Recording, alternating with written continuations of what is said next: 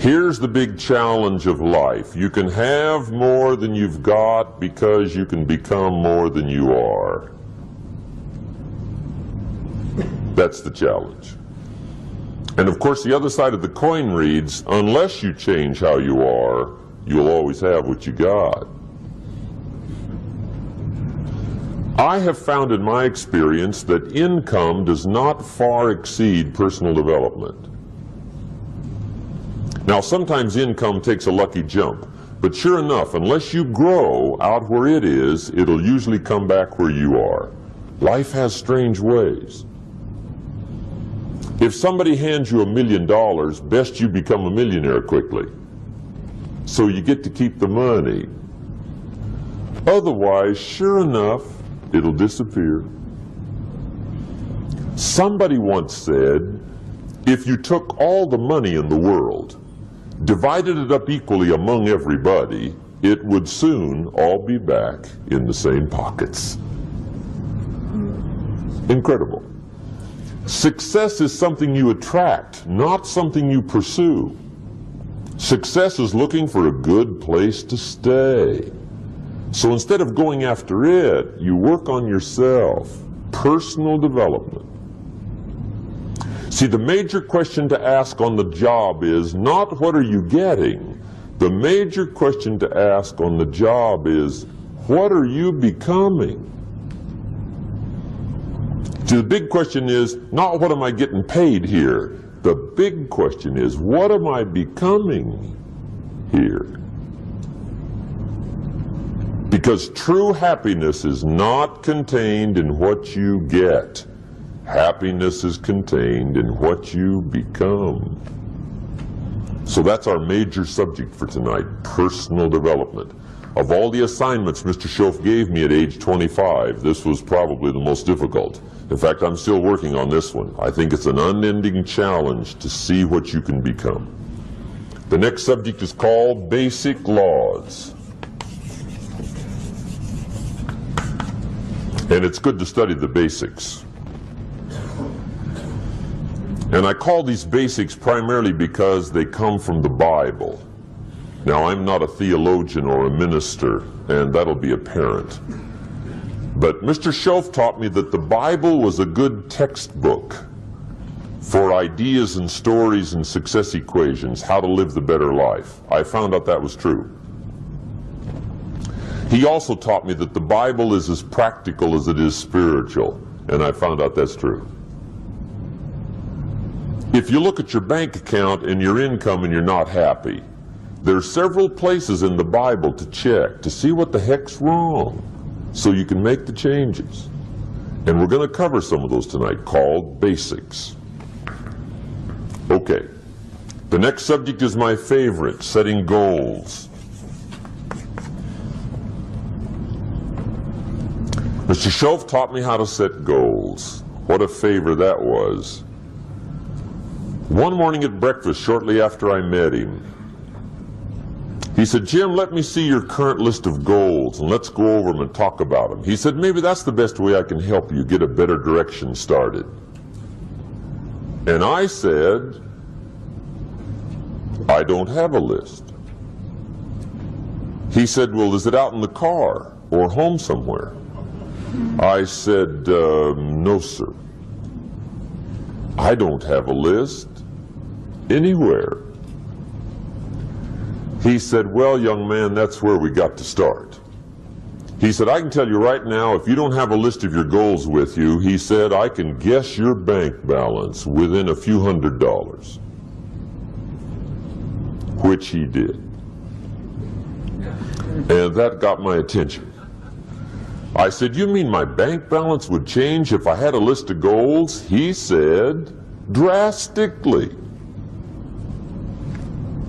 That day I became a willing student how to set goals. And sure enough, learning how to set goals changed my life. And I often wondered why no one had ever taught me how to set goals up until age 25. I went to high school, but if they offered it, I missed it. I went to college for a year, never heard it. I worked for Sears. Really. And to my knowledge, Sears never taught it. Right? How to set goals. So here I am, age 25, married, my family's starting, I've been to college, I'm working, and I still don't know how to set goals. But fortunately, when I was 25, I met the man who taught me how. And it revolutionized my whole life. Economically, socially, personally, it's incredible. So I want to share with you tonight what Mr. Shove shared with me, how to set goals. It can be a life changer. Okay. The next subject is the negative part of the seminar. Life is part negative, so we got to talk about the negative. And this subject is called diseases of attitude. Diseases of attitude. There's a lot of things that can wreck your chances to do well. We live in a rather dangerous world, so you got to be not only wise, you got to be careful. Now, attitude diseases are just as bad as physical diseases, right? High blood pressure, heart trouble. I mean, a lot of things lace your chances to do well. So you've got to be careful. And attitude diseases are deadly. I mean, they'll destroy all the good things you start. Okay?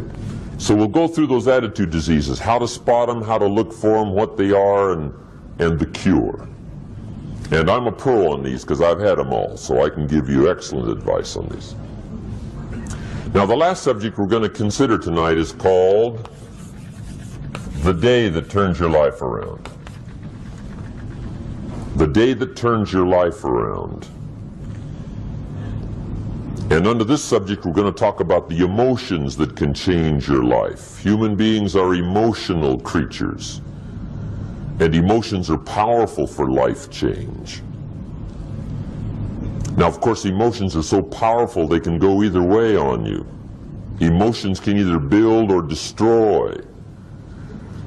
So you really have to employ emotions properly. We call civilization the intelligent management of human emotions.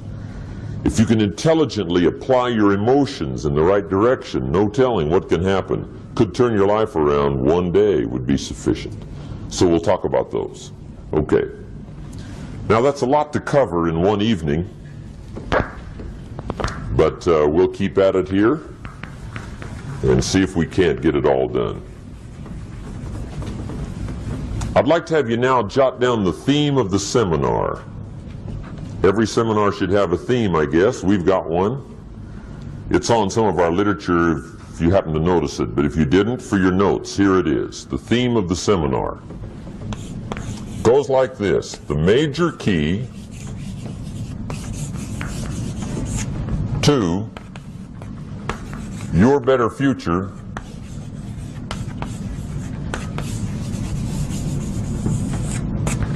is you. That's the theme of our seminar tonight. The major key to your better future is you. And I'd like to have you underline two words just to give it some added punch. Underline the word major and the word you, so that it reads, the major key to your better future is you. Now, my first suggestion is transfer this to a card or something where you can put it up, where you can see it every day. Preferably put it up where you can see it at the beginning of the day, before you go off to put the day together. This is a good phrase just to glance at, to keep in mind as you're putting the day together. It's called the silent seminar. If you'll just let this talk to you during the day, I found it to be tremendously helpful. The major key to your better future is you. For a big share of my life now, I didn't have this one quite figured out. Among a lot of things I didn't have quite figured out. Many things used to puzzle me back in those early days. I used to wonder why two people could work for the same company, one make twice as much money. Now, see, that used to puzzle me. And maybe they were the same age, graduated from the same school, live in the same community, work for the same company, with the same products and the same services. They've got the same traffic, the same problems, and one makes $1,000 a month, the other one makes $2,000 a month. Now that was my puzzling question. Why would this long list be the same and the money twice as much? I asked, what's the difference between $1,000 a month and $2,000 a month? And I don't mean $1,000 a month, right? I could figure that out. But what makes the difference? Why would one person do twice as well, 3 times as well? Speaking economically. Now, I know there's more than one way to do well. I understand that. But in this little narrow area called compensation, what's the difference? Well, back then, with my faulty thinking, I'm trying to reason it out. I thought, well, maybe time makes some of the difference, right? Some people do better because they have more time. I used to say, Harold ought to be able to do well. He's got a lot of time. If I had all of Harold's time, I could do well. Now that's got to be dumb, right? Number one, you can't get somebody else's time. A guy says to me one time, he says, you know, if I had some extra time, I could make some extra money. I said, then forget it. There isn't any extra time. Hey, when the clock strikes 12 midnight, that about wraps it up, right? I mean, you can look around the gongs there for a little more, but it's over. You say to the guy, what are you doing? He says, I'm looking for extra time. See, they'll come and take you away, right? There isn't any more time. Now, if you can't get more time, which you can't, what could you get more of that would make a difference in economic results? And here's the key word. Make it a part of your notes. We're going to consider it tonight. The word is value. And I have a little phrase for your notes. Value makes the difference in results. Value makes the difference. You can't get more time, but you can create more value. Now here's the first lesson of economics. Everybody should learn it from the time they're old enough to understand what a dollar means. How to earn one, how to get one, how to keep one, what to do with it. First lesson of economics. We primarily get paid for value. That's lesson 1. Bringing value to the marketplace, that's how you get paid. You don't get paid for the time. I know it takes time to bring value to the marketplace, but you get paid for the value, not the time. Now, since that's true, here's one of the key questions of the evening. Is it possible to become twice as valuable at the marketplace and make twice as much money in the same time?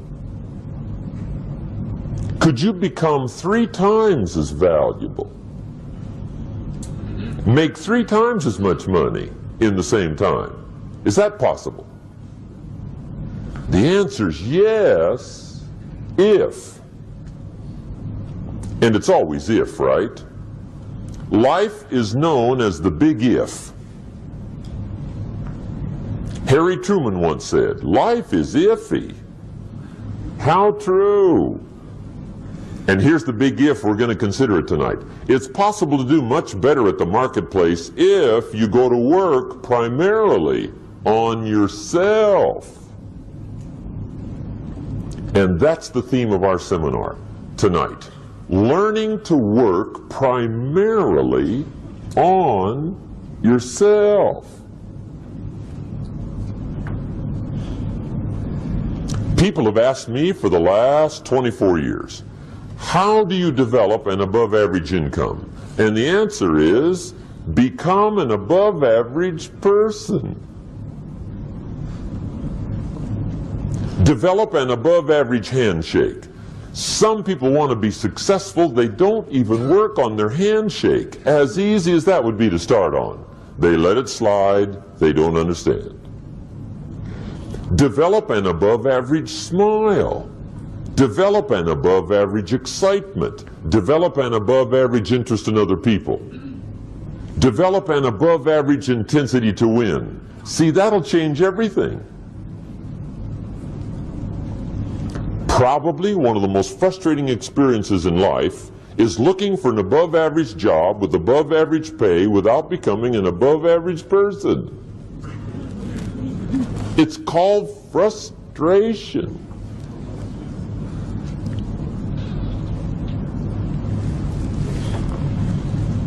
And Mr. Shoaff gave me probably the greatest clue he gave me when I first met him. He said, Jim, if you want to be wealthy and happy the rest of your life, just learn this lesson well. He said, learn to work harder on yourself than you do on your job.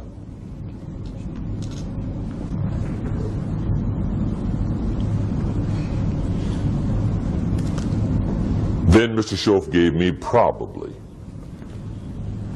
one of the most important clues among so many things he taught me, but this was in those early days. Mr. Shoaff was very kind, but he was also very abrupt. And he had these interesting questions to ask.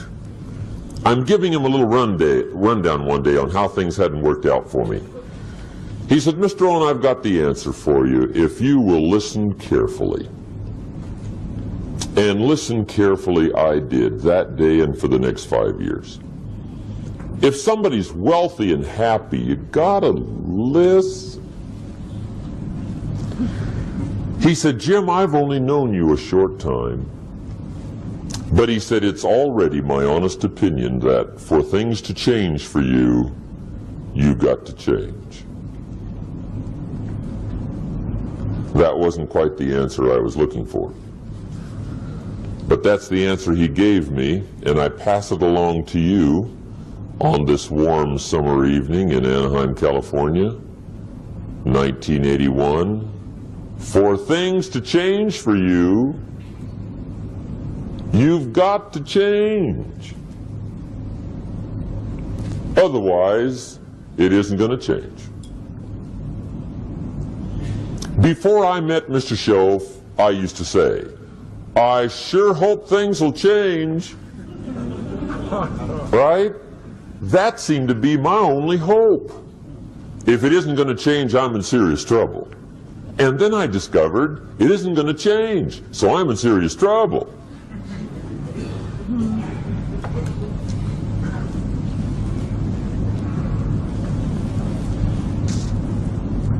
See, I can tell you what the 80s are going to be like. You have dropped into the right place. I did a seminar one time for Standard Oil executives and management in Honolulu. And we're having a conference one day around this big conference table. And one of them said to me, Mr. Rohn, you know some fairly important people halfway around the world. What do you think the 80s are going to be like? I said, gentlemen, I do know the right people. I can tell you. So they all listened very carefully. And I said, gentlemen, based on my wide experience, I can really honestly say to you, in my opinion, in the 80s, it's going to be about like it's always been. Aren't you glad you came? That's inside. I don't pass that around just everywhere. Now, of course, I said that to make a point, but I also said it because it's accurate. It's going to be about like it's always been. It isn't going to change. The tide comes in and then what? It goes out. For 6,500 years that we know of, recorded history, and probably long before that. So it is not going to change. It gets light and then what? It turns dark. 6,500 years. See, it's not likely to change. And we're not to be startled by that. And if the sun goes down, the guy says, "What's happened? What's happened?" It means he hasn't been here long, I guess, right? It always goes down about this time. The guy says, "Well, I don't like that arrangement." Well, you got to talk to somebody besides me, right? It gets light, then it turns dark. In rotation, the next season after fall is what? Winter. Pray tell, how often does winter follow fall? Every year regularly for the last 6,500 that we know of. See, it is not going to change. Now, some winters are long, and some are short, and some are hard, and some are easy, but they always come right after falls. It isn't going to change. Sometimes you can figure it out, sometimes there's no way to figure it out. Sometimes it goes well, sometimes it gets in a knot. Sometimes it sails along, sometimes it gets in reverse. See, that's not going to change. The last 6,000 years reads like this: opportunity mixed with difficulty. That's how it reads. It isn't going to change. The man says, "Well, if it isn't going to change, how will my life ever change?" Answer: when you change. And whether I'm talking to high school kids or business executives, my message is always the same, and it goes like this: the only way it gets better for you is when you get better.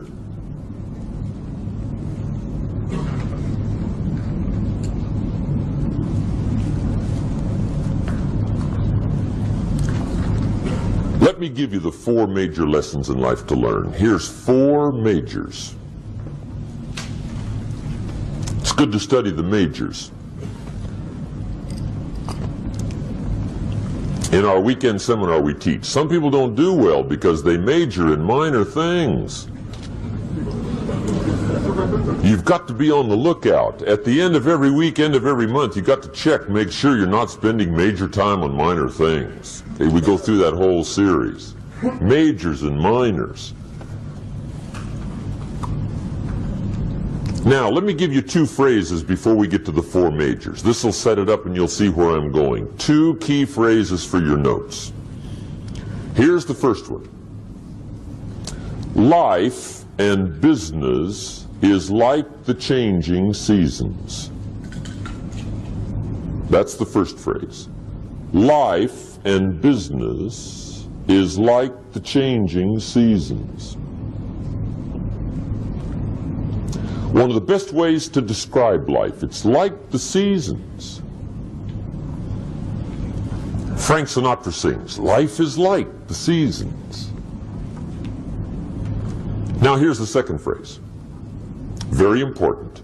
You cannot change the seasons, but you can change yourself. You can't change the seasons, but you can change yourself. And see, that's how life gets better for you, not by chance, but by change. Now, here's the 4 major lessons in life to learn. I've got my first book finished, came out a couple of weeks ago. This is in it, the 4 major lessons in life to learn. Here they are. Number 1, learn how to handle the winters. That's lesson 1.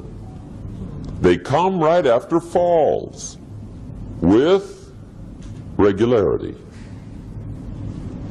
Some are long and some are short and some are hard and some are easy, but they keep coming. You must learn to handle the nights. They come right after days. You must learn to handle difficulty. It comes right after opportunity. You must learn to handle recessions. They always follow progressions. For the last 6,000. See, it isn't going to change. The lesson you must learn is how to handle it. And there's all kinds of winters, right? The winter when you can't figure it out. The winter when it all goes smash. The winter when it turns belly up. The winter when it won't work, when you've run out of money and you've got a broken heart. See, those are winter times. There's all kinds. Economic winters, social winters, personal winters. When your heart is smashed in 1,000 pieces and the nights are unusually long, your prayers seem to go no higher than your head. It's wintertime. Barbra Streisand sings, "It used to be so natural to talk about forever, but used to be's don't count anymore. They just lay on the floor till we sweep them away. You don't sing me love songs, and you don't say you need me, and you don't bring me flowers anymore." A song of winter. But see, the disappointments come. Those are normal. That's part of life. But the question is, how do you handle it? How do you handle the coming winters and the disappointments and the downtimes? Well, you can't get rid of January by tearing it off the calendar. But here's what you can do. You can get stronger, you can get wiser, and you can get better. The winters won't change, but you can. And that's how life changes for you. See, before I understood when it was winter, I used to wish it was summer. I didn't understand. When it was hard, I used to wish it was easy. I didn't know. And then Mr. Schoaf gave me a part of his very unique philosophy when he said, "Don't wish it was easier, wish you were better." See, that triggered my whole life change. Don't wish for less problems, wish for more skills. Don't wish for less challenge, wish for more wisdom. That's the key. So that's lesson one, learn how to handle the winters. Here's lesson two, learn how to take advantage of the spring. That's the second one. Spring is called opportunity. And spring follows winter. What a great place for it. If you were going to put it somewhere, that'd be the place to put it, right after winter. And pray tell, how often does spring follow winter? Every year with regularity, 6,000. You can almost count on it. See, opportunity always comes. Days follow nights. Isn't that terrific? Opportunity follows difficulty. But here's what you must learn to do. Underline these two words in that key phrase. Take advantage. Underline those two. You must learn to take advantage of the spring. See, just because spring rolls around is no sign you're going to look good come fall.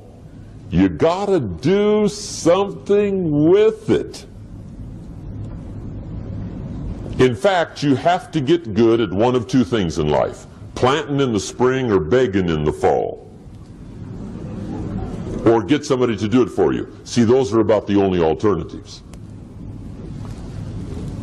Now here's what else you must do. Take advantage of the springs quickly, because there's only a few.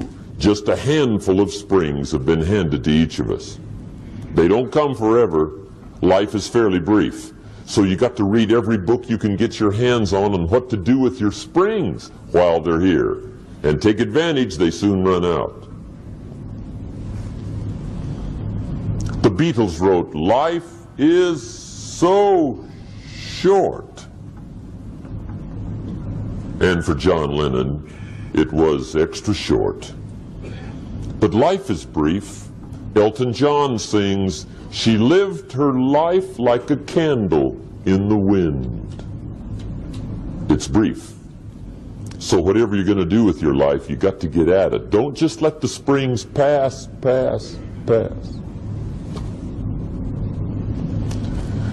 Here's the third major lesson in life to learn.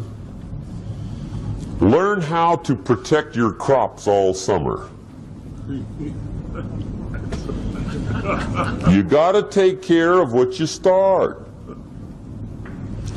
Sure enough, as soon as you've planted your garden in the spring, the busy bugs and the noxious weeds are out to take it. And here's the next bit of truth. They will take it unless you prevent it. And that's the third major skill to learn. You've got to learn to prevent the intruder from taking all the good you start. It's one of the challenges. Here's two key phrases under number 3. First one, all good will be attacked on this planet. Maybe not the next one we get to, but on this one, all good will be attacked. Every garden will be invaded. Not to think so is naive. And here's the second phrase. All values must be defended. Political values, social values, community values, family values, marriage values, friendship values, business values. Every garden must be tended all summer. Third major lesson. Now here's number 4. Fourth major lesson in life to learn. Learn how to reap in the fall without complaint. Learn to reap come harvest time without complaint. Take full responsibility for what happens to you. It's one of the highest forms of human maturity, accepting full responsibility. It's the day you know you've passed from childhood to adulthood, the day you accept full responsibility. And another note, learn to reap in the fall without apology. Without apology if you do well, and without complaint if you don't. That's maturity.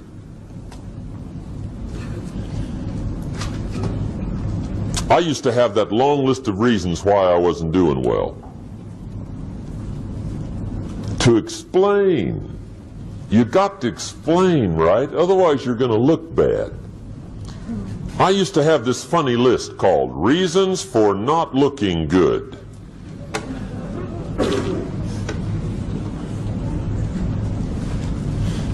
I used to blame the government. I mean, you can believe that or not. It was at the top of my list. I had a lecture second to none. The government. That was on my list. I used to blame taxes. Look what you got left after they take everything. And they expect you to do well. That was on my list there. Prices, that one's easy, right? You walk into the supermarket with $20, come out with a little half bag. So I had that on the list. I used to blame the weather. I blamed the traffic. I used to blame my car. I blamed the manufacturers. I used to blame the company. I blamed company policy. I used to blame the training program. I blame my negative relatives. They were always putting me down. I blame my cynical neighbors. They're just selfish, looking out for themselves. Won't loan you money? They were on my list.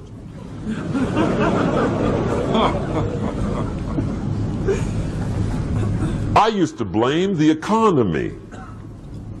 I blamed the community.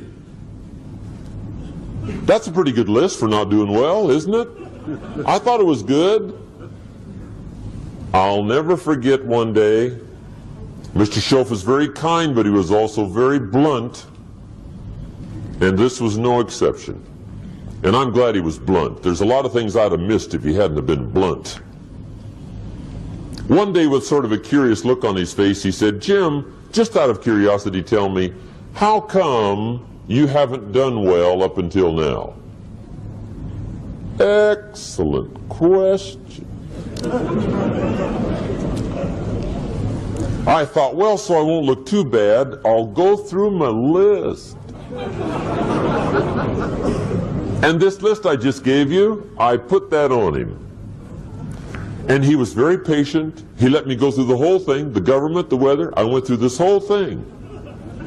When I finished, he looked my list over very carefully. He said, "Mr. Rohn, big problem with your list.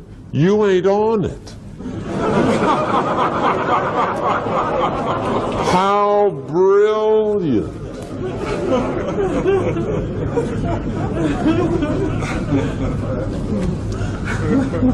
When I went to work for him a few months later, I learned very quickly to tear up my list, reasons for not doing well, and I threw it away. And I got me a fresh piece of paper. And I put one word on it. Me. There's a black heritage spiritual that says it's not my mother nor my father nor my brother nor my sister, but it's me, oh Lord, standing in the need of prayer. See, I used to blame everything outside. And then let me give you a little philosophy that helped turn my life around. For your notes, here it is. It's not what happens that determines the quality or the quantity of your life. It's not what happens. And the reason is because what happens happens to about everybody. No different. The sun went down on all of us last night. A common event, a happening. And I found out that the same things can happen to two different people. One gets rich and one stays poor. Why is that? It's because it's not what happens, but rather it's what you do that changes everything. So that's a key phrase. It's not what happens, it's what you do. What happens is about the same. You might put that in parentheses here. Same. What people do, that's what's different.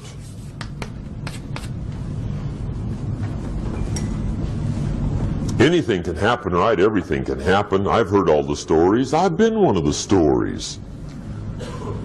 Hey, we could all tell stories all night long, right? Happenings.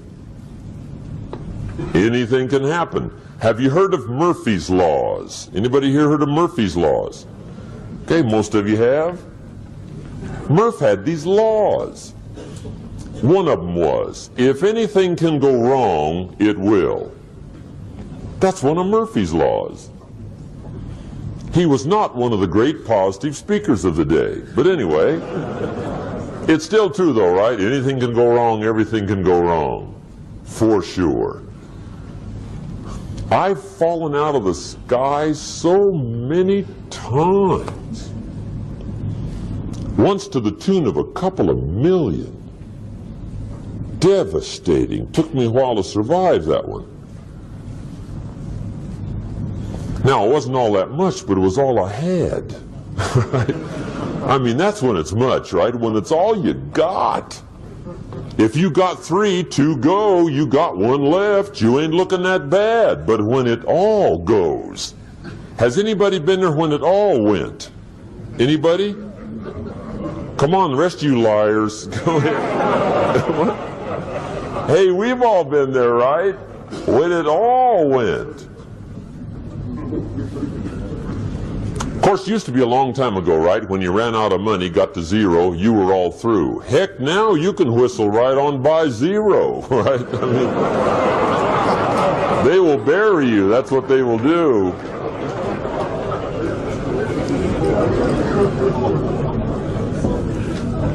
But see, those are the happenings, right? Everything can happen. Anything can happen.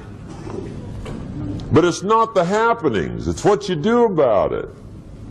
Somebody says, yeah, but you don't understand the disappointments I've had. Come on. Everybody's had their share.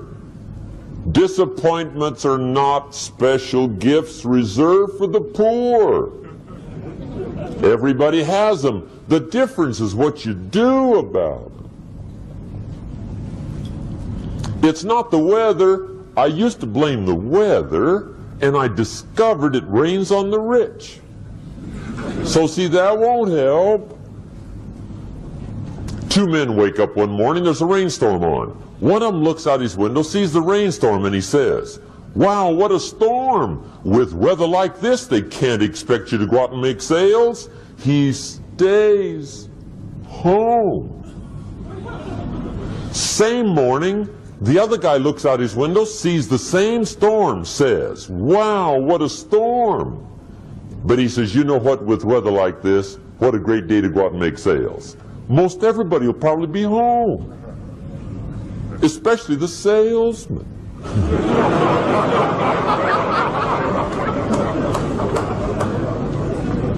See, that's the difference in how your life works out. It's not what happens, it's what you do. So here's one of the key questions of the evening. Starting tomorrow, what are you going to do that'll make a change in your life's direction? Good question. What are you going to do starting tomorrow that'll make a difference? Now see, if you don't do something starting tomorrow that'll make a difference, guess what? It's gonna be the same. And see, that way you can guess what the next 5 years are going to be like. Look at the last 5. Because the next 5 are going to be like the last 5 unless you, major key, tomorrow, change it all.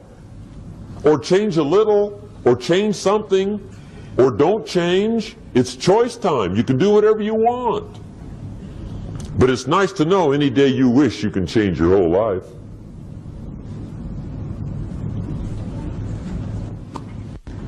What can you do starting tomorrow that'll make a difference? Good question. What can you do with economic chaos, massive disappointment? What can you do with a broken heart? What can you do when it won't work? Good question. So if I had a word with you tonight, one-on-one, just you and me, I think my personal advice to you would be, this year, 1981, reach down inside of you and come up with some more of those remarkable human gifts. They're there, waiting to be utilized. And then change anything for you want to change. And I challenge you to do that because you can change. If you don't like how it is for you, change it. If it doesn't suit you, change it. If it doesn't please you, change it. If it isn't enough, change it. And I challenge you to do that because you can change. See, you don't ever have to be the same again after tonight, only by choice.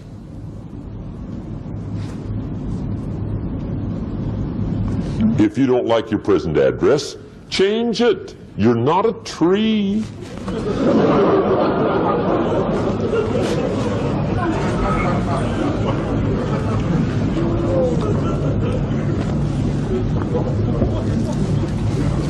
Now, let me give you 3 steps to personal development. Let's get down to the nitty-gritty. What does it take to really make the changes starting tomorrow?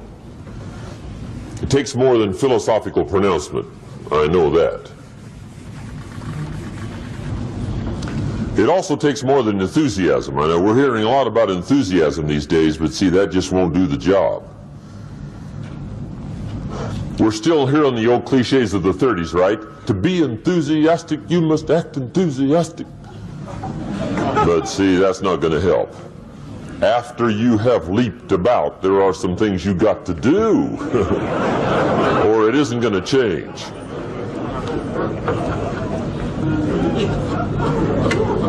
See, you can get all excited about lifting 200 pounds till you get to the gym. And then you need a new excitement. And the new excitement is called discipline. Major step to human progress. Discipline. If there's one thing to get excited over, that's it. Get excited over your ability to make yourself do the necessary things. What could you make yourself do starting tomorrow that would change it all? No! Tell him. Now, see, that's exciting.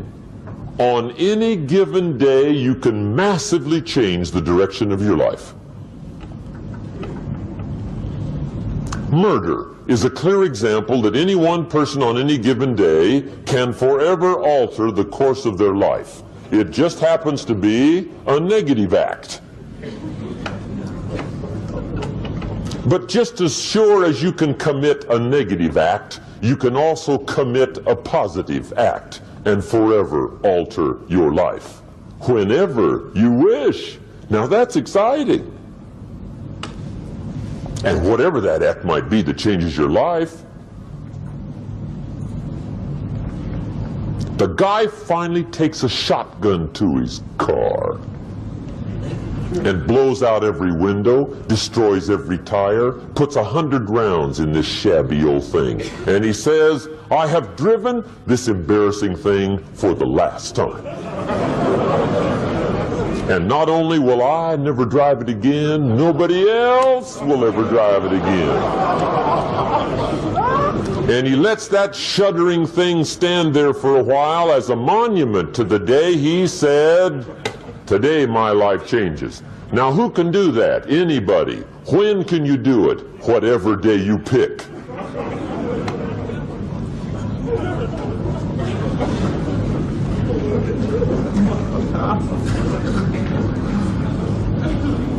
Now here's the key to discipline. Start with the little disciplines, get excited over the little disciplines, and get right on those, because those will lead to the big ones. You can't handle the big challenges in life unless you take on the little ones. Make a list of all the things you can do, get right on those, discipline yourself for those, both for the results and for the muscle and for the practice, so that when life hands you some big challenges, you'll be ready, you'll have the muscle. But see, if you don't handle the small ones, you can't take care of the big ones.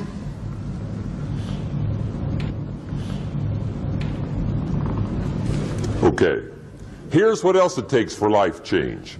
Self-motivation. Key phrase, self-motivation. I don't know why we call it self-motivation. It's really the only kind there is. You got to motivate yourself. Because I found out you can't change people. They can change themselves, but you can't change them. Lord knows some I've tried. But see, it won't work. People have to change themselves. I learned some of those lessons early. I built a little sales organization way back in those early days. I'm 25. And I had some nice people. I said, I'm going to make these people successful if it kills me. I almost died. Right? I mean, you can't do that.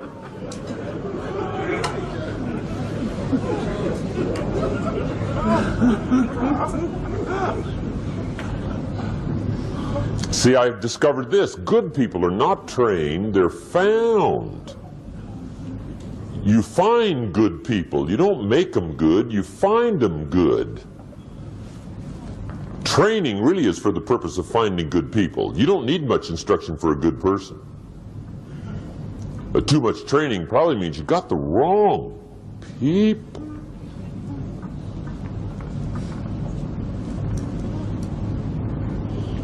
So you got to find the right people. That's the key to getting a good job done.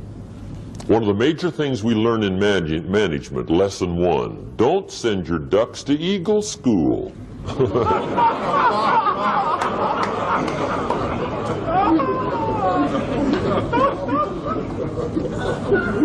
Because it won't help. I mean, I'm telling you, it won't help no matter how good your school is. And the little eagle badge and little eagle hat, I'm telling you, it won't help. It won't help.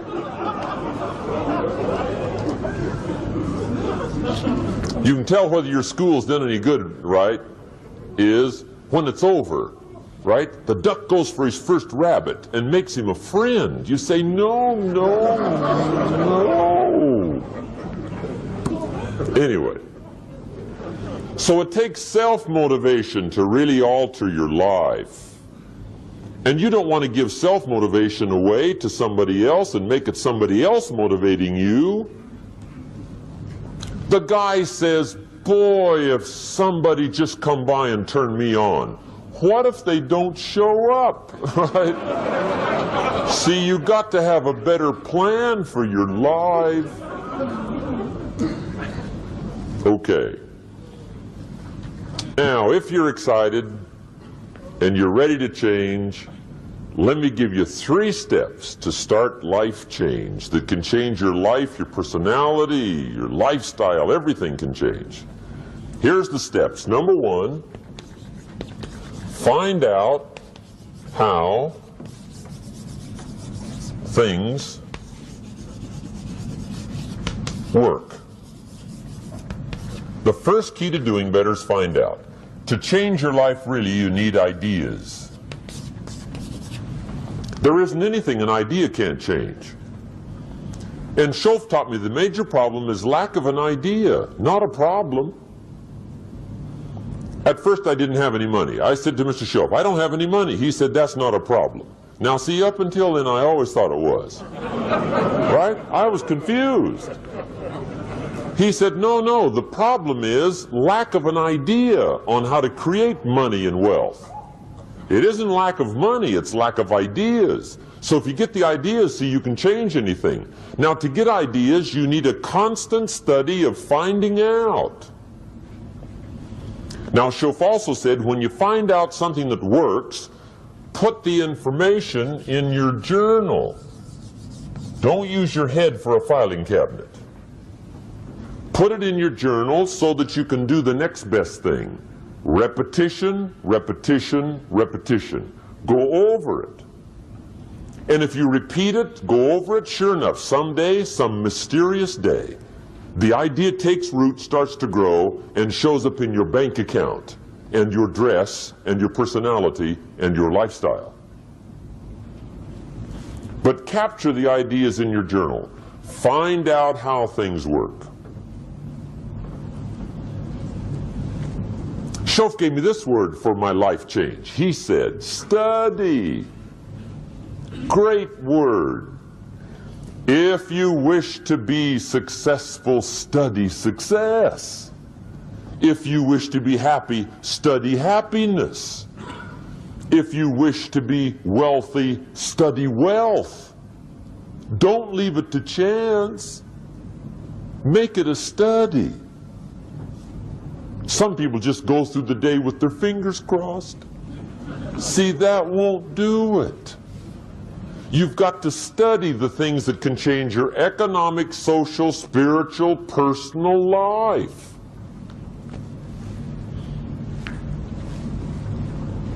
Now, here's a qualifying phrase. And we'll have several of these qualifying phrases throughout the seminar. Here's the first one. You may not be able to do all you find out. I understand that. You may not be able to do all you find out, but you should find out all you can do. See, you don't want to wind up at the end of your life and discover that you've lived only 1/10 of it. And the other 9/10 went down the drain. Not for lack of opportunity, for lack of information. So that's number one, find out how things work. Now here's the best human virtue for finding out, curiosity. Make a note of that. Curiosity. Be curious.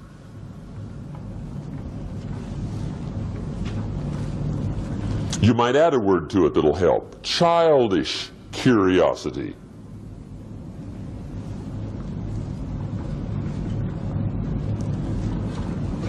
What will kids do if they want to know something bad enough? Bug you, that's the phrase. They can ask 1,000 questions. You think they're through? They got another 1,000. They'll drive you to the brink. It's a virtue. When you gotta know, be like a child. In fact, Jesus, the master teacher, said, unless you can become like little children, you might as well forget it. You don't have a prayer. Excellent advice. You got to be like children. 4 ways, in my opinion, to be like a child. Number 1's curiosity. Number 2 is excitement. Get excited like a child over your ability to make yourself do anything for change. 3rd is faith. Have faith like a child. Adults are too skeptical. And 4th is trust. Trust is a childish virtue, but the rewards are incredible. So be like a child. Now, if you're curious, let me give you 3 ways to find out how to change anything. Any life direction, any dimension. Here's 3 ways to find out how to change anything. Number 1 is to read. Become a good reader. All of the successful people I know and work with around the world, they're all good readers. Curiosity drives them to read. They gotta know. They just read.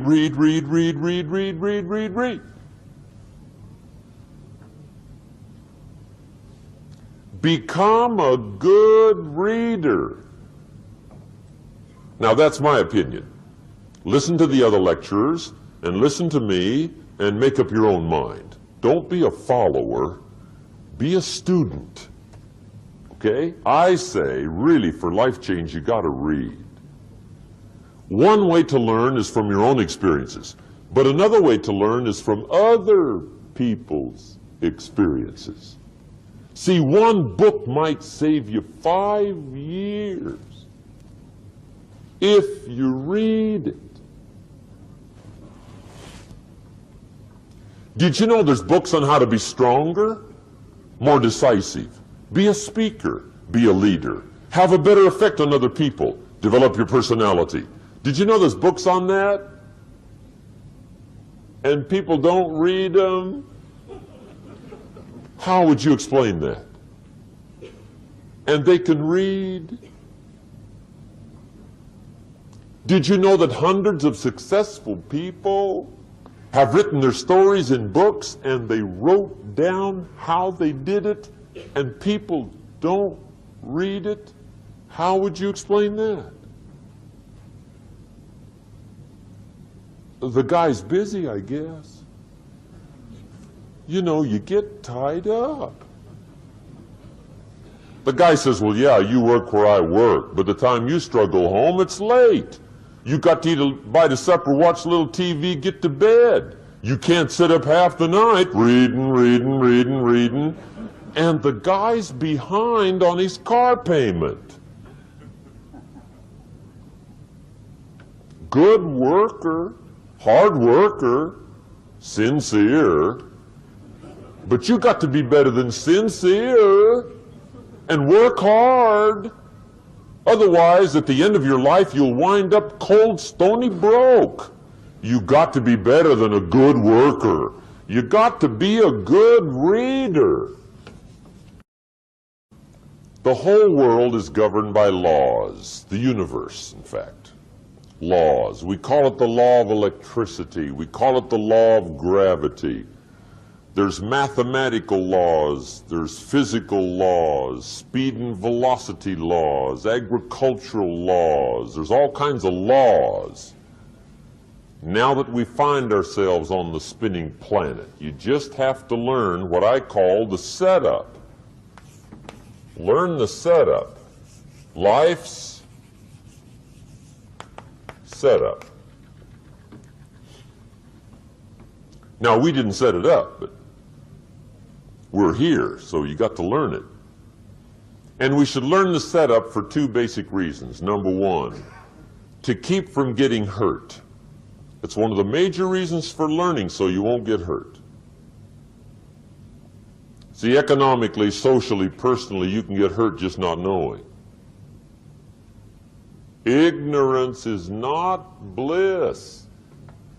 Ignorance is poverty. Ignorance is tragedy. You got to know, or you're going to get hurt. It's good to know not to walk out the 10-story window. That's excellent information. Now, what if a guy didn't know and he walks out? Now he's dead at the bottom.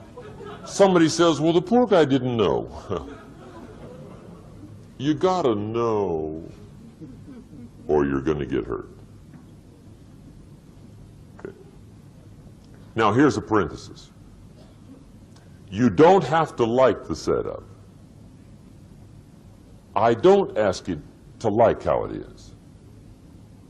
That's not what's important. But it is important to learn how it is. Okay, so you don't have to like it, but you should learn it. That's what I tell the kids, right? Make sure you get the information. What you think about it, that's up to you. What you're going to do with it, that'll soon be up to you. But make sure you get it.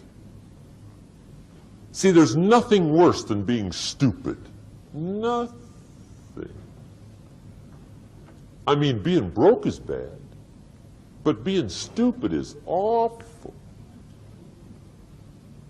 And what's really bad is being broke and stupid, right? That's about the end of the world. I mean, there isn't anything much worse than that. Unless you're sick.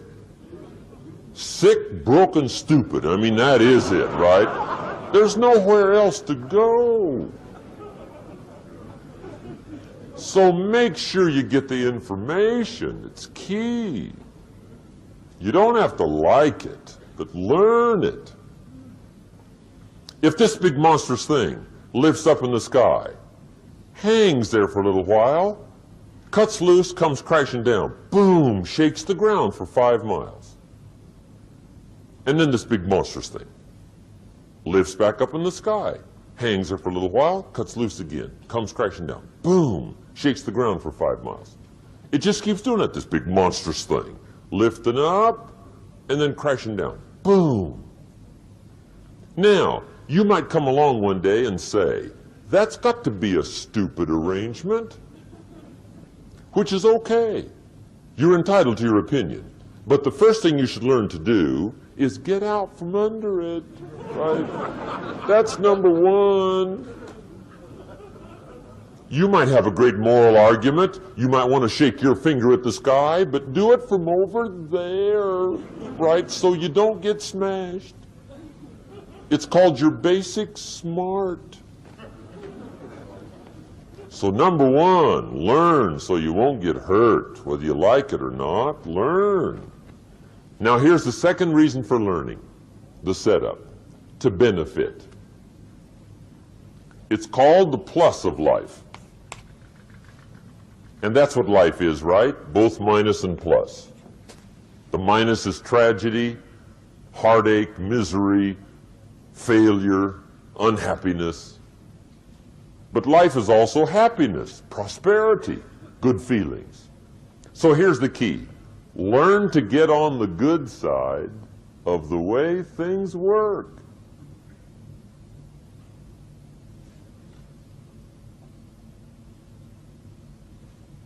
Now here's two of the basic laws, and we'll take our break. Shof taught me these. They come from the Bible. Now again, I'm an amateur, okay, when it comes to the Bible. I'm not a pro. So you'll sort of have to take my way of putting it. But here they are. The first one is the law of use. The law of use. And it goes something like this. Whatever you don't use, you lose. Lack of use causes loss.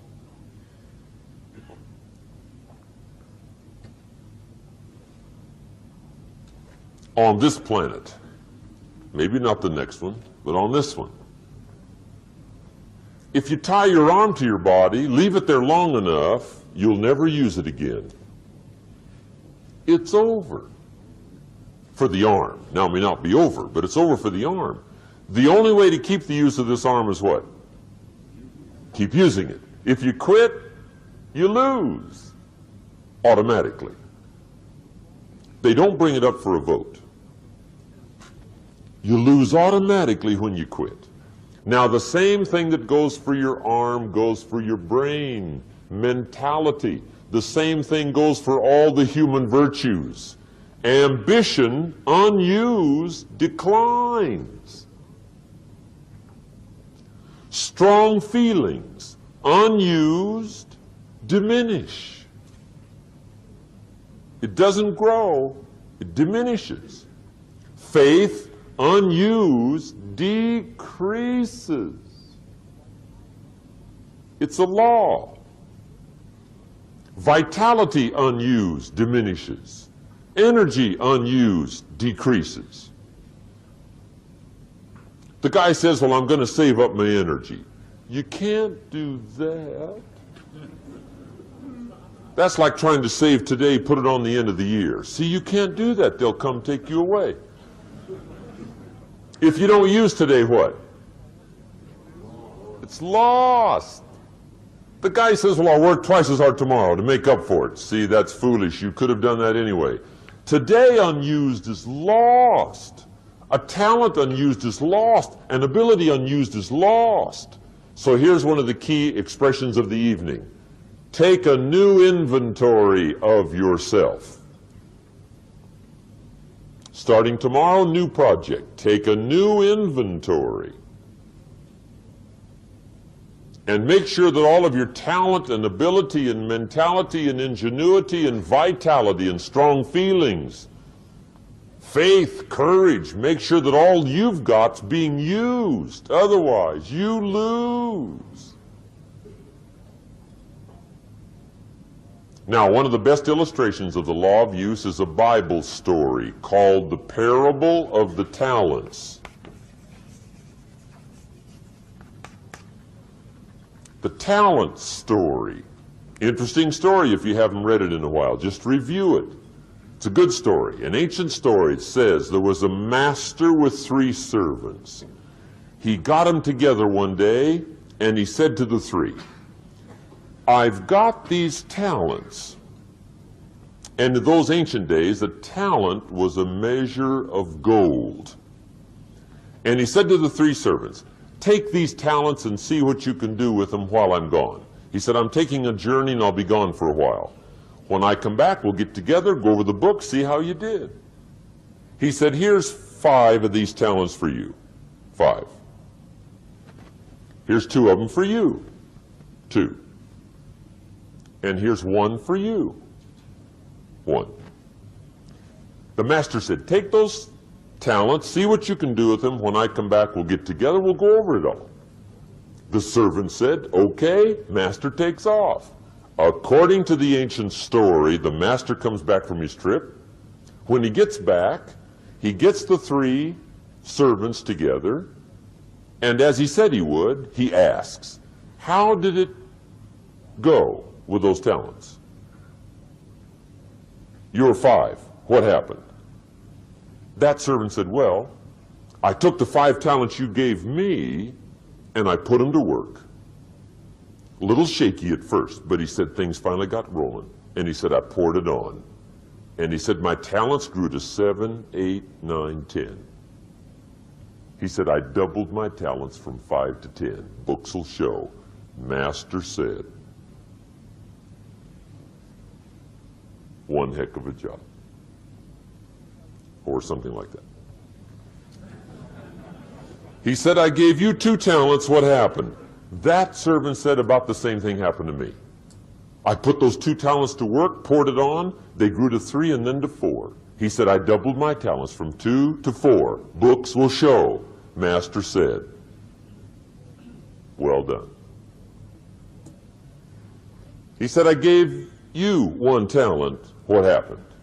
That servant said, well, I took the talent you gave me and I carefully wrapped it and I dug a hole and buried it.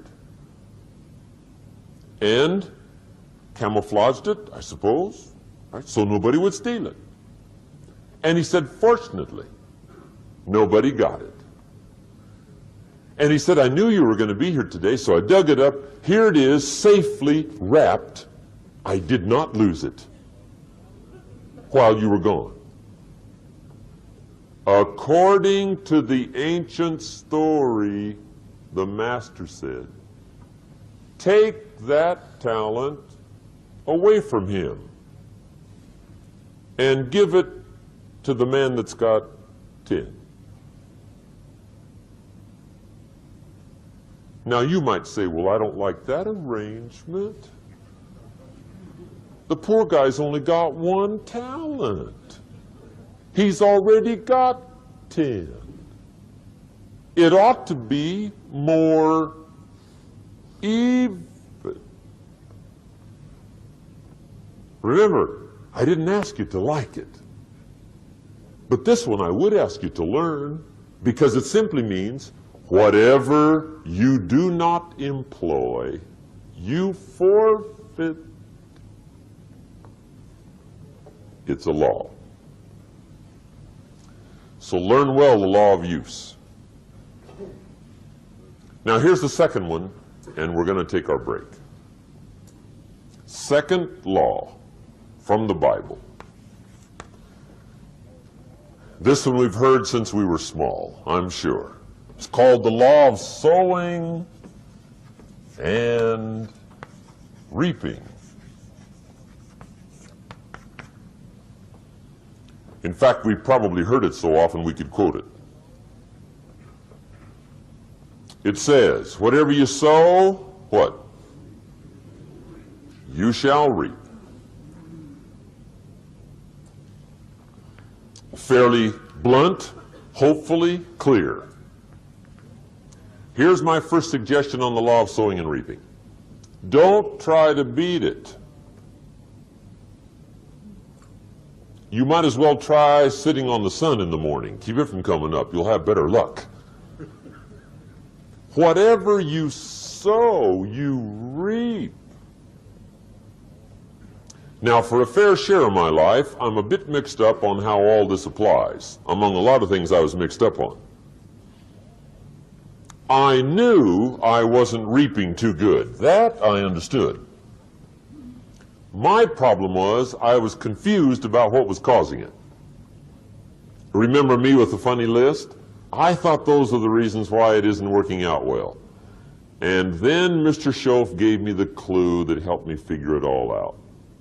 He said, Mr. Rohn, I have another answer for you. There's another way to quote this law that'll show you where the problem is so you can go to work on it right away. All you need to know is where the problem is, then you can go to work on it. So he quoted me the law another way, and I found out what my problem was. Here's the way you quote the law.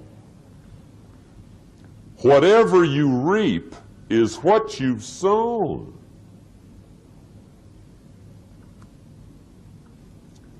Now I knew what my problem was.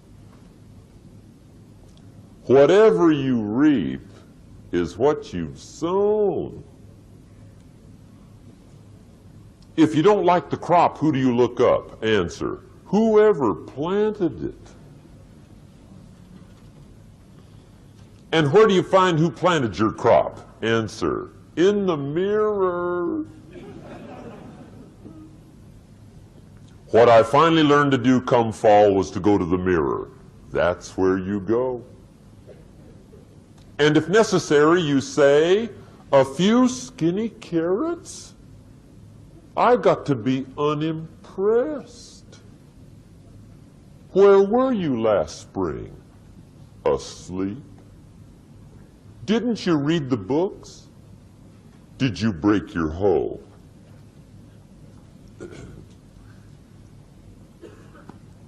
Let me give you 7 key points to the law of sowing and reaping. Let's tick right down through the list of 7, and it'll be break time. 7 points to sowing and reaping. Here's part of the philosophy that really helped me to make some changes in life direction. Number 1, the law of sowing and reaping is negative. That's number 1, which simply means if you sow bad, you reap bad. Now this is kind of 3rd grade, but it doesn't hurt to go over the basics. If you plant thistle seeds, you don't get pumpkins. Honest, no use looking for pumpkins.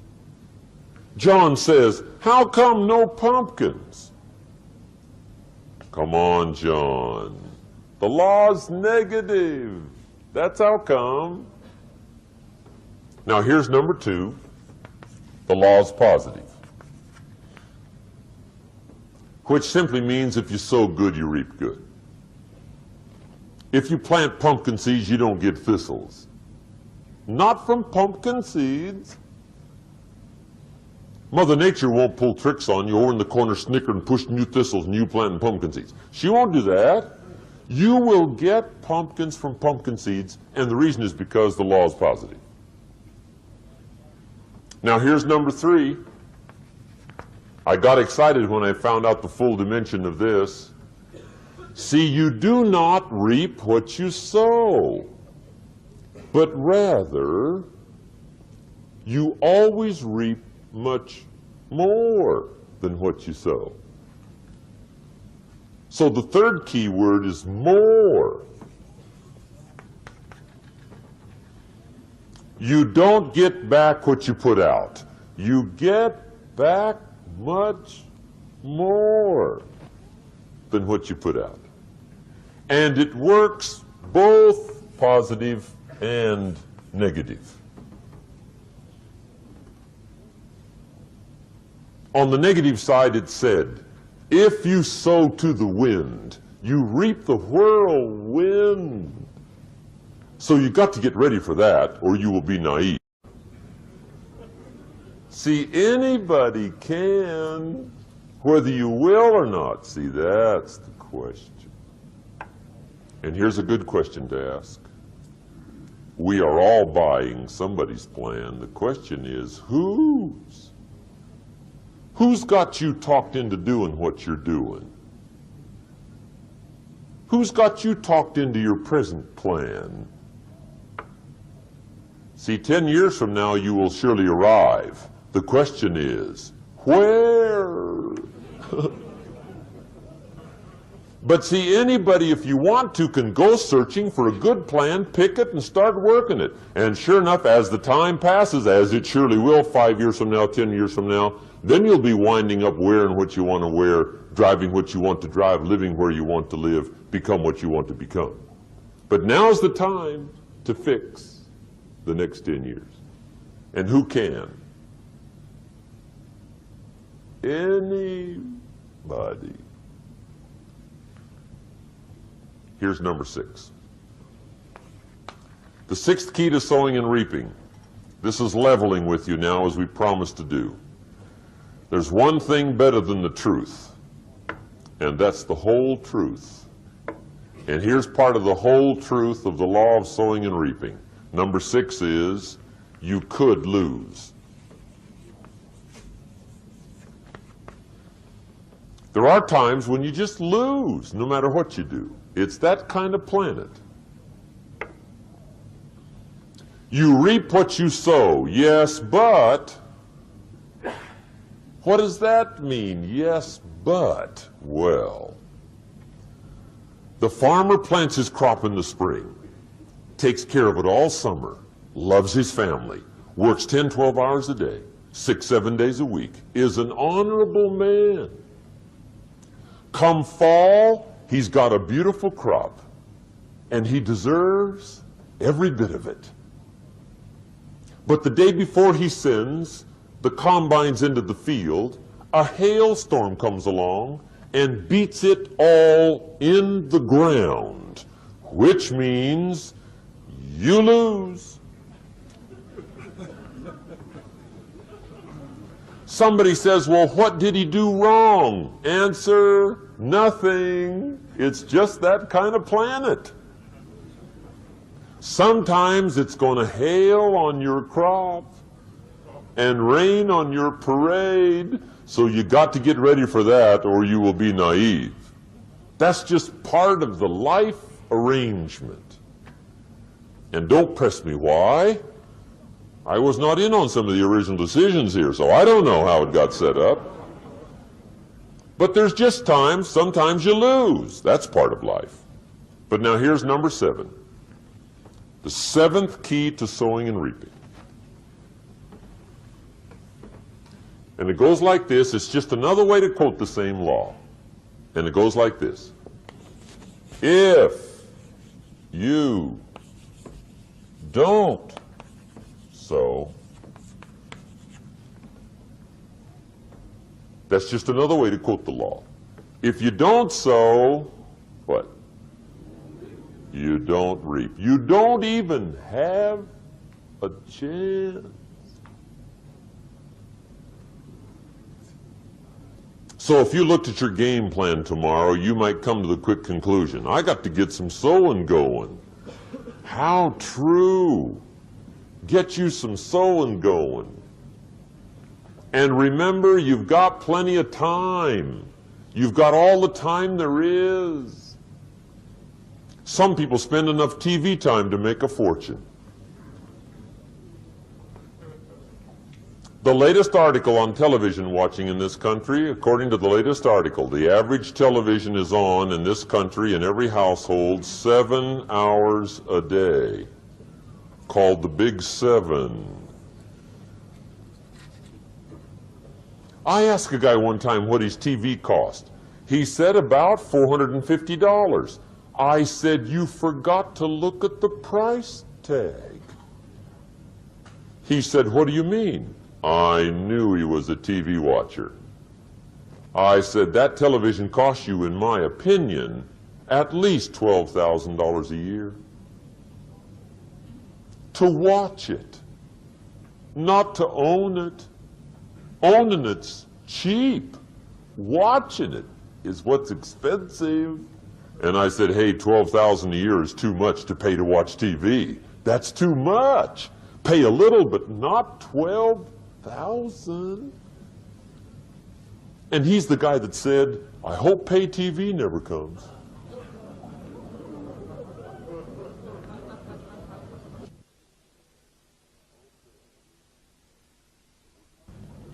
Okay.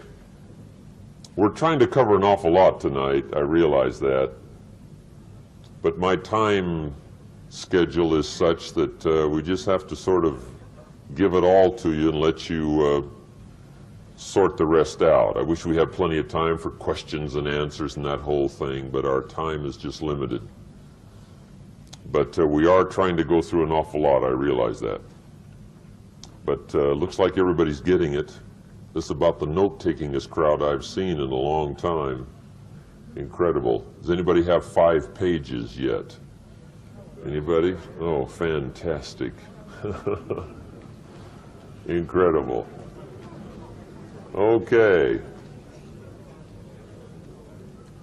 Maybe you heard the story about the preacher down in Texas, southern part of the country.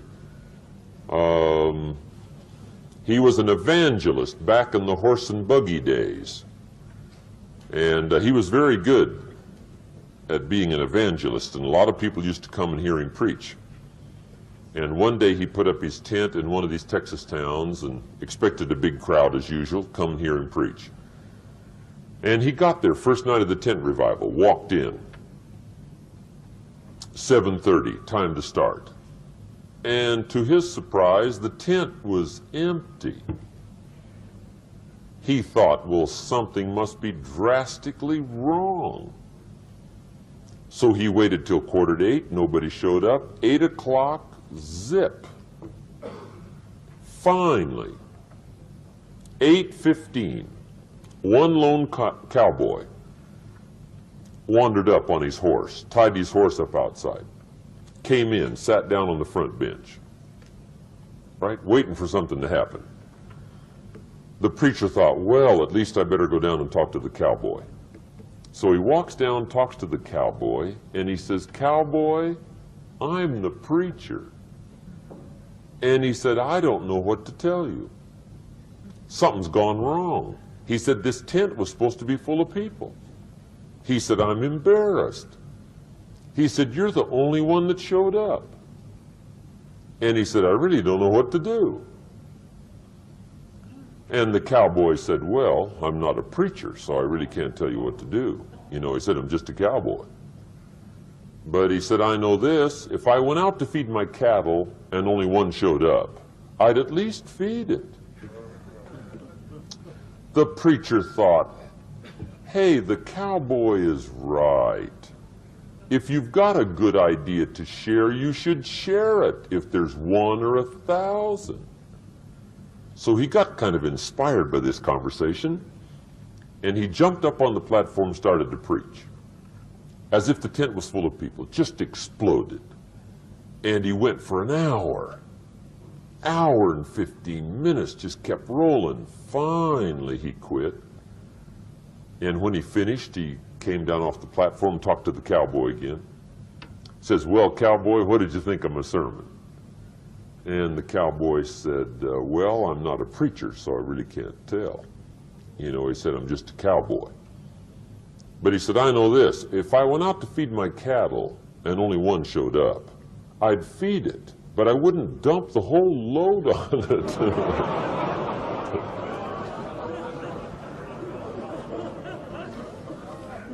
So anyway, if it seems like we're dumping the whole load tonight, I guess we are, but gosh, everybody's doing well. I'm having a good time. I appreciate the response here tonight. Okay, the next subject is setting goals.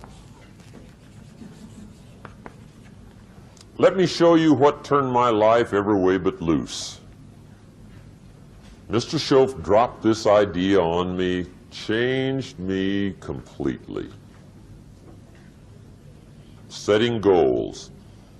Here's what can easily happen if you don't set goals. It's easy to let life deteriorate into making a living instead of designing a life. And we all have a choice: make a living or design a life.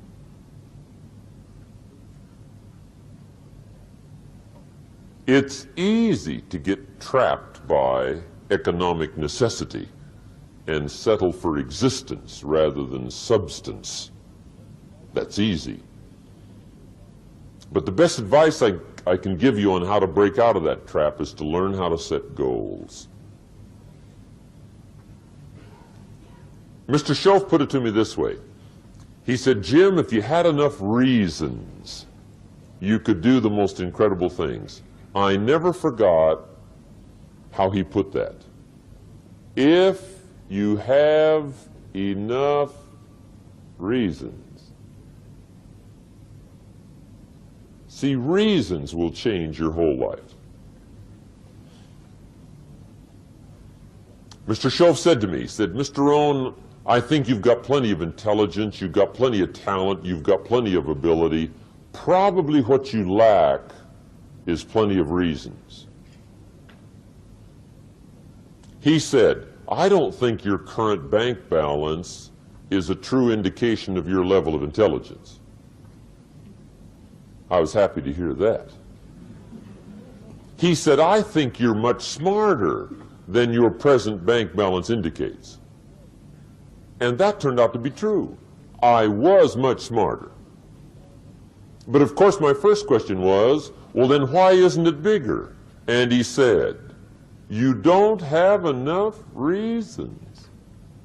You've got enough intelligence, but not enough reasons." So see, reasons can change your life.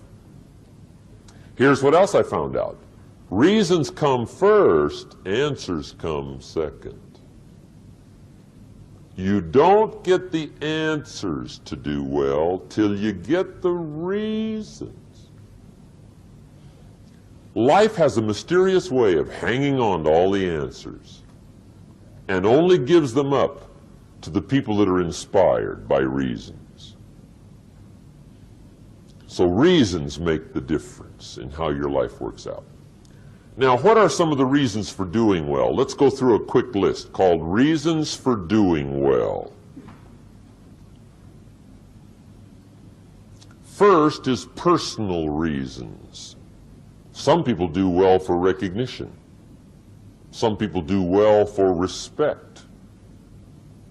Some people do well for the way it makes them feel. They love the feeling of being a winner. Those are good reasons. I have some millionaire friends that keep working 10, 12 hours a day, making more millions. And it's not because they need the money. It's because they need the joy and the satisfaction and the pleasure that comes from being a constant winner. And see, it's not just the money anyway. It's the journey, not the money. Once in a while somebody says to me, boy, if I had $1 million, I'd never work another day in my life.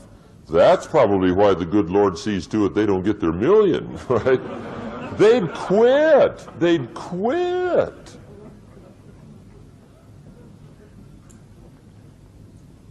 Okay.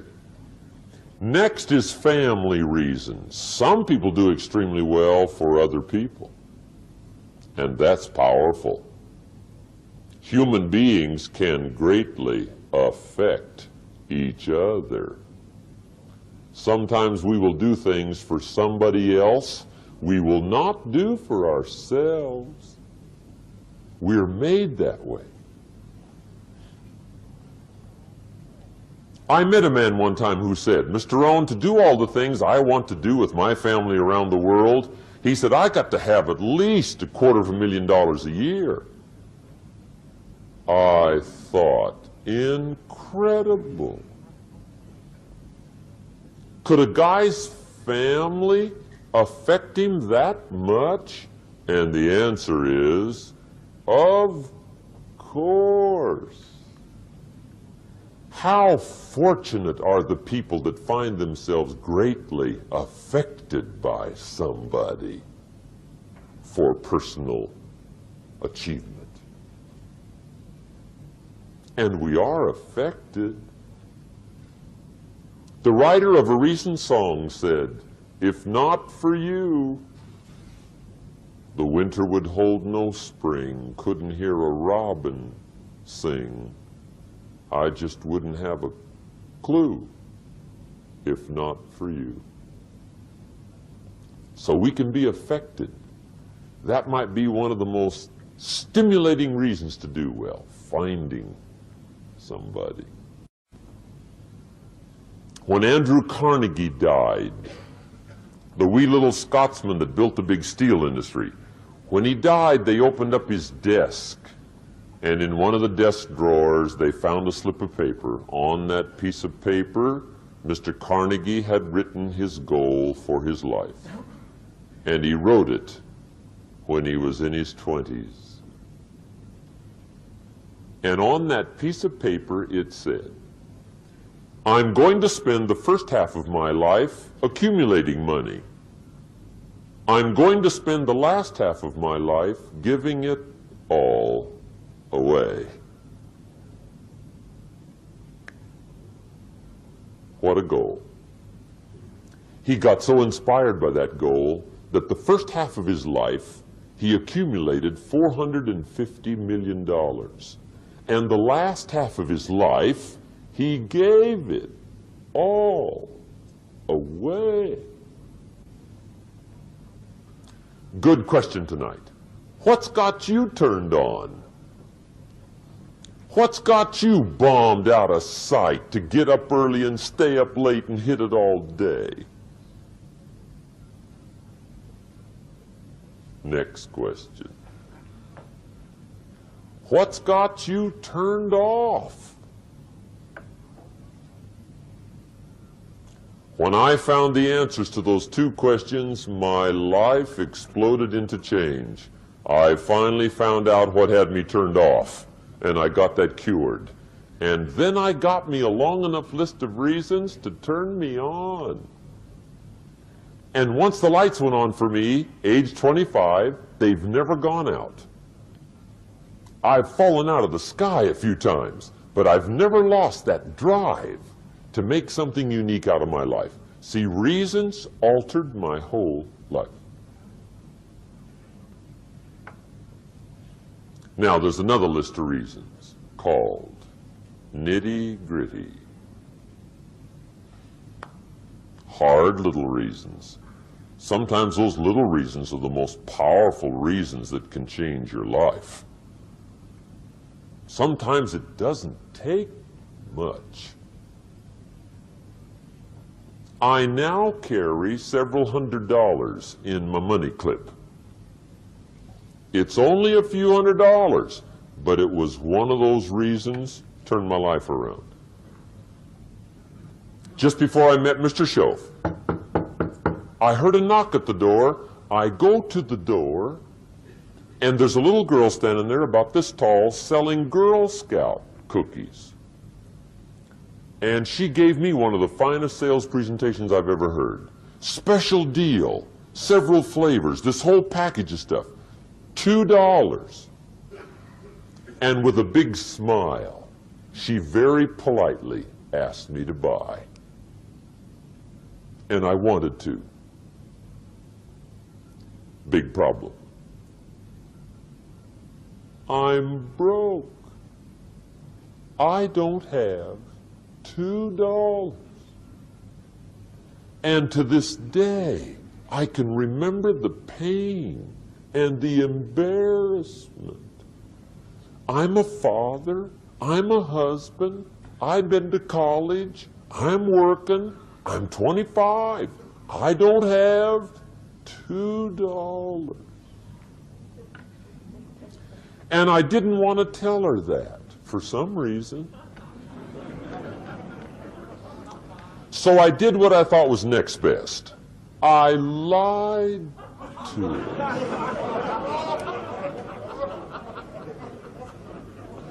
I said, hey, look, I've already bought lots of Girl Scout cookies.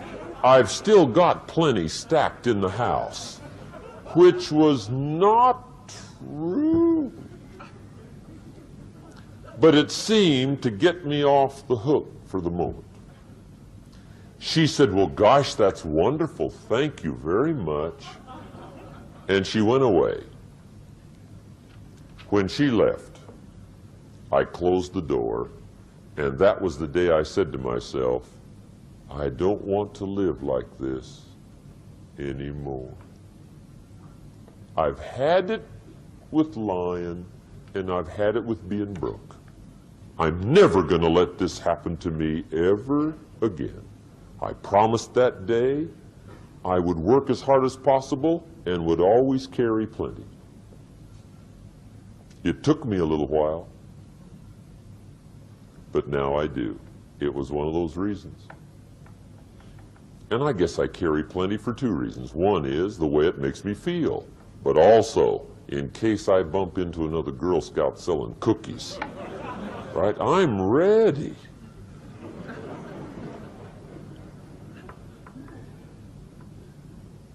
I walked out of the Bank of America one time up in Saratoga, California, where I used to live. Two little girls selling candy right outside the bank. Good place. It's some girls' organization they're working for, right? I come walking out of the bank. This first little girl walks up to me. She said, "Mister, would you like to buy some candy?" I said, "I probably would. What kind is it?" She said, "It's almond roca." I said, "My gosh, that's my favorite. She said, wonderful. I said, how much is it? She said, it's just $2. I thought, incredible. I said, how many boxes of that candy have you got? She said, 5. And her little friend was standing there. She was selling candy too. I said, how many boxes have you got? She said, I've got 4. I said, that's 9. I'll take them all. They said, really? I said, yeah, it's my favorite. I've got some friends. I'll pass them around. They got so excited, put all this candy together. I reached in my pocket and gave them the $18. When I've got the candy and they've got the money, that first little girl looks up at me. She says, Mister, you are really something. How about that? Can you imagine only spending $18 and have somebody look at you in the face and say, you are really something? Now you know why I carry heavy, right? I'm not going to miss anymore. It was just one of those reasons. Helped to change my life. One of my nitty-gritty reasons was budget finance. Budget finance used to grind my soul.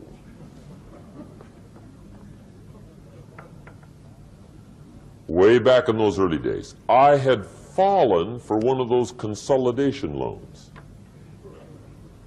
where you take all your little hard-to-pay bills, put them into one big impossible-to-pay bill, right?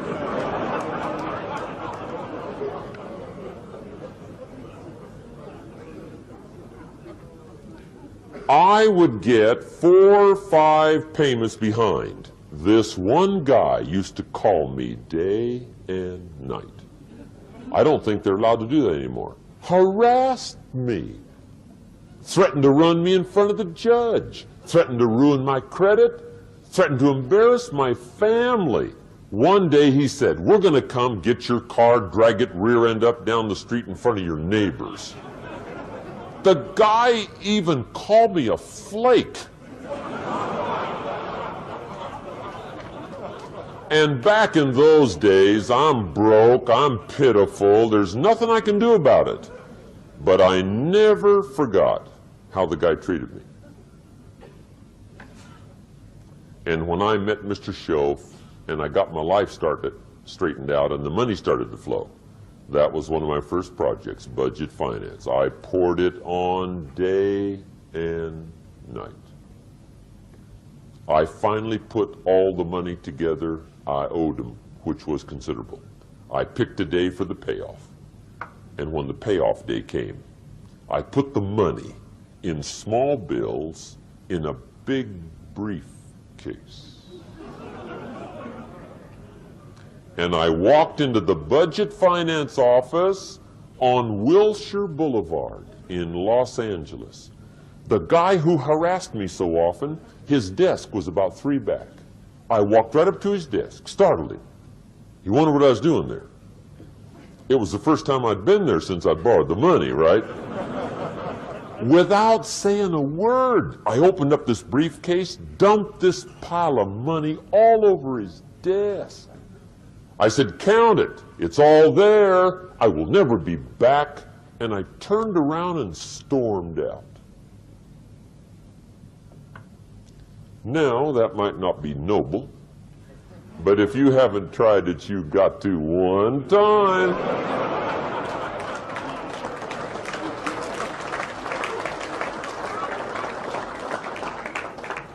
It can be the day that turns your life around. All you need is a reason that turns you on.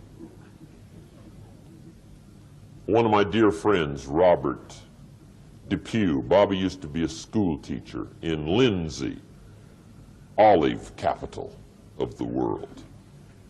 Bobby taught school several years, got a little weary teaching school. One day decided he wanted to get into sales. So without telling anybody, he just up and quit his job teaching school and jumped into sales. When he did, his brother made fun of him, laughed at him, put him down, said Robert's lost his mind. Had a good job teaching school, now he thinks he's a salesman. He's going to go down the drain, lose everything. Just put him down something fierce. Bobby said, the way my brother acted when I got into sales, he said that made me so mad, I decided to get rich.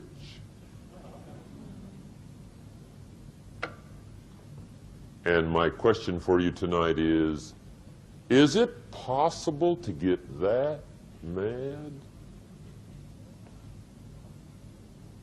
Of course. Wealth is not a matter of intelligence. It's a matter of inspiration.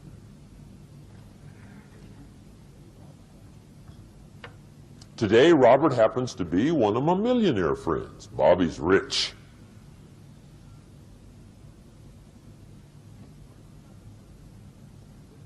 Frank Sinatra said one time, the best revenge is massive success.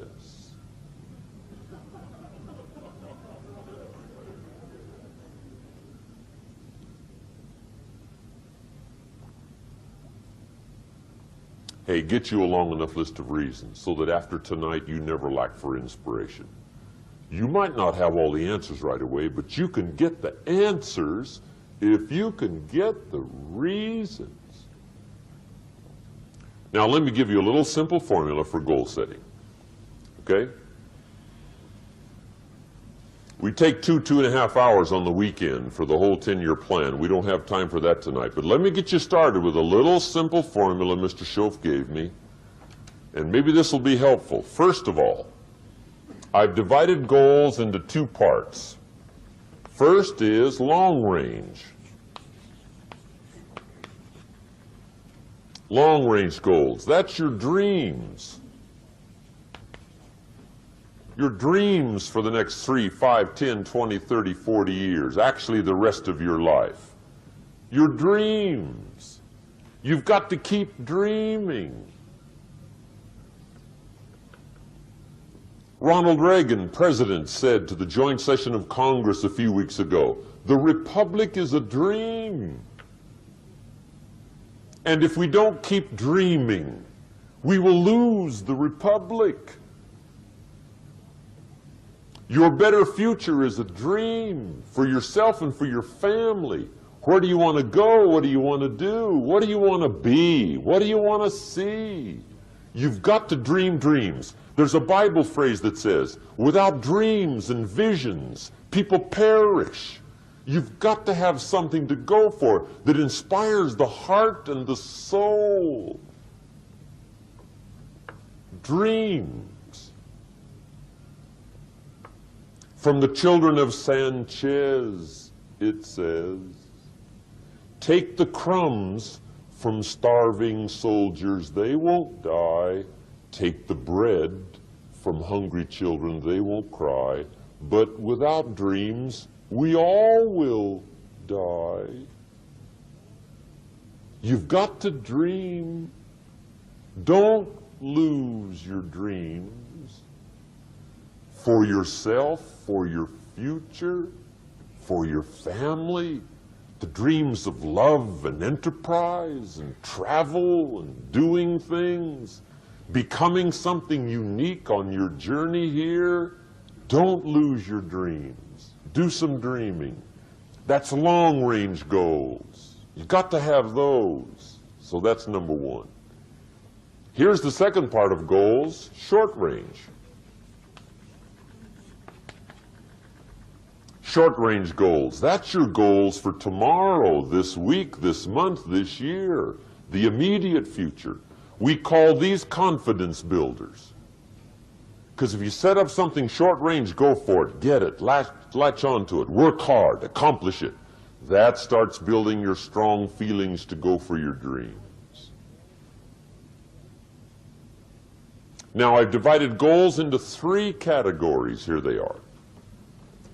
Number 1 is economic. That's your goals for money, income, business, profits, production. Economics. Make sure you've got your economics well planned. Economics plays a major role in everybody's life.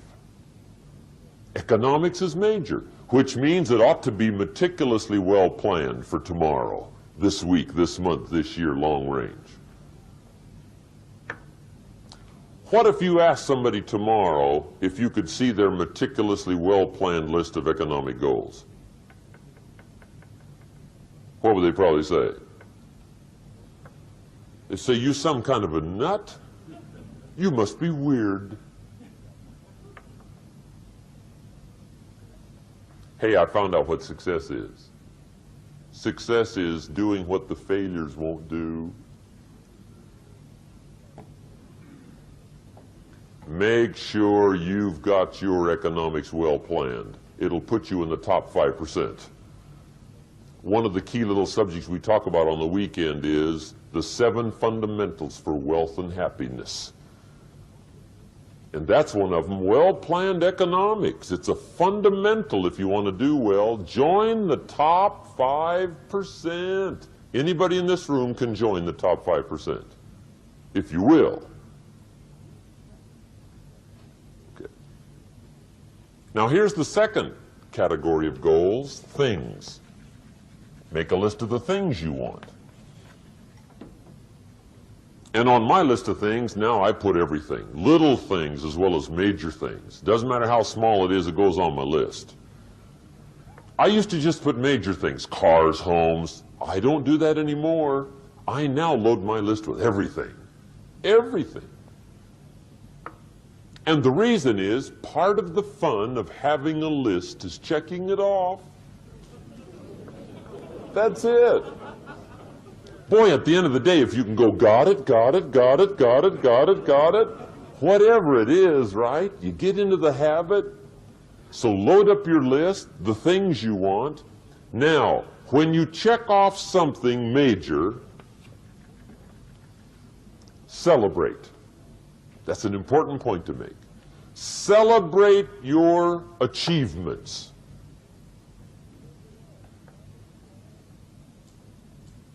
Live it up. Have a party when you reach something you've worked for a while. See, we all grow from 2 experiences.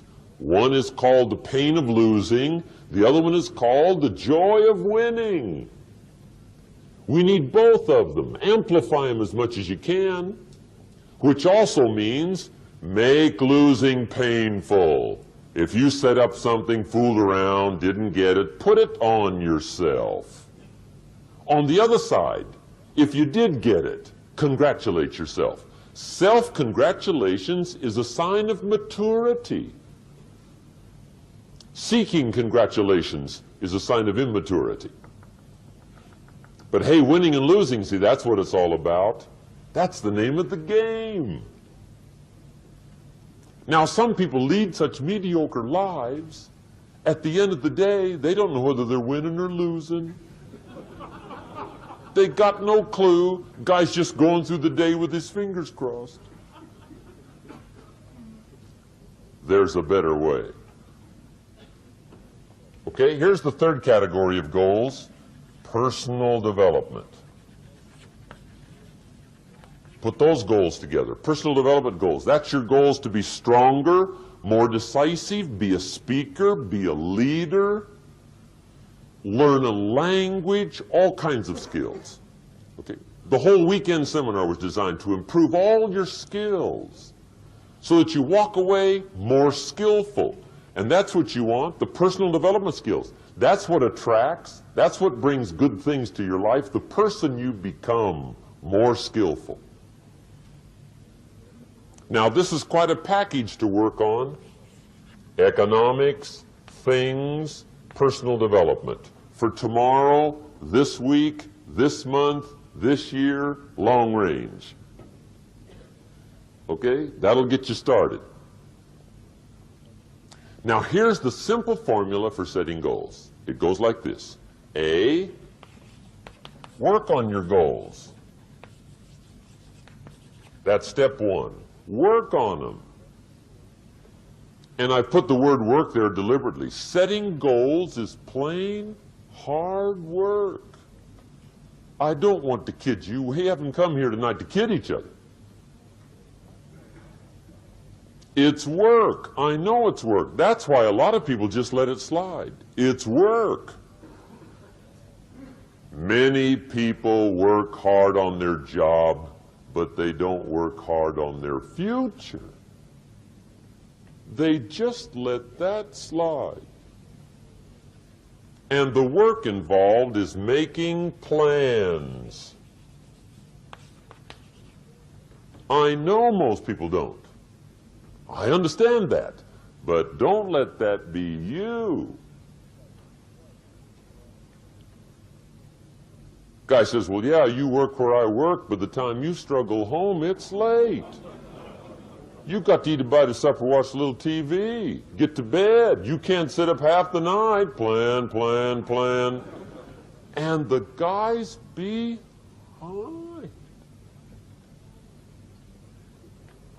Good worker, hard worker, sincere. But you got to be better than sincere, working hard. You got to be better than a good worker. You got to be a good planner. Somebody once wisely said, the people who fail to plan are planning to fail. Well said. So work on your goals. Here's step two. Write your goals down. That's so important. I teach my staff around the world, put your goals in your journal. Because one of the major people you want to study is yourself. So here's the list of goals I put together 3 weeks ago. Here's the list of goals I put together 2 years ago. Here's some of the changes I made, rearrangement of my priorities. I scratched these off. I put these on. I've gotten these. Study your accomplishments. Study what your desires are. Put them on paper. Write them down. Here's another reason for writing your goals down. It shows you're serious about doing better. And to do better, you gotta get serious. You don't have to be grim, but you must be serious. Everybody hopes things will get better. Everybody hopes. Poor people hope. That ought to tell you something. It means the future does not get better by hope. It gets better by plan. I used to have the affliction called passive hope. It's an affliction. It's bad.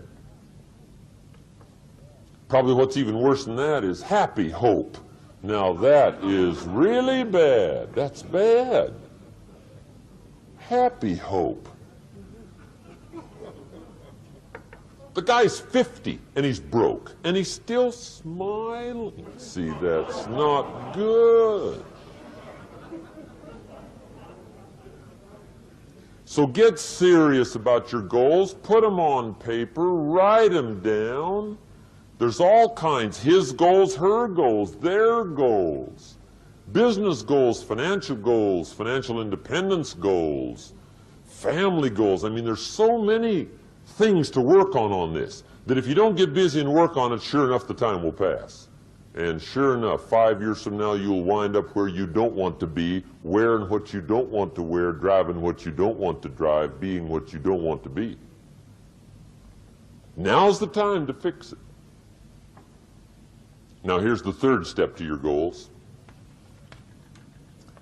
Check the size of your goals and the kinds of goals. How big they are, what kind they are, affects you. And here's one of the important phrases of the evening. Your goals are affecting you, whatever they are. Your goals affect your handshake. Your goals affect your attitude, personality. Your goals affect the way you walk, the way you talk, the way you dress. All day long, we're being affected by our goals. Now, some people have goals, but they have such lousy goals. The effect is bad. I asked a guy one time, what are your goals for this month? The guy said, look, if I could just scrape up enough money to pay these lousy bills. That was his goal. I'm not saying it isn't a goal. It's a goal, but it's such a lousy goal, the effect is bad. You don't jump out of bed on Monday morning and say, oh boy, another chance to go out and scrape up the money to pay my lousy bills. See, you don't do that. Usually you say, oh, not another Monday.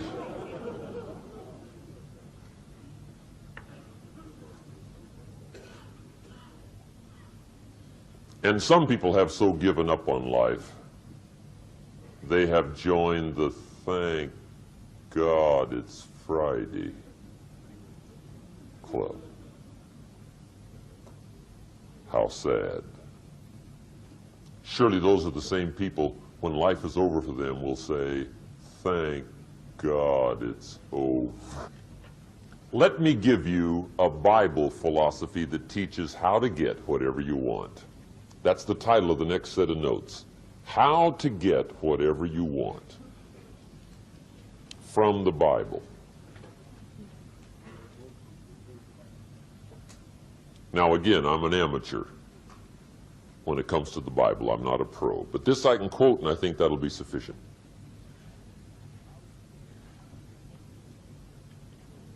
How to get whatever you want. Here's what it says if you're ready. It says, ask,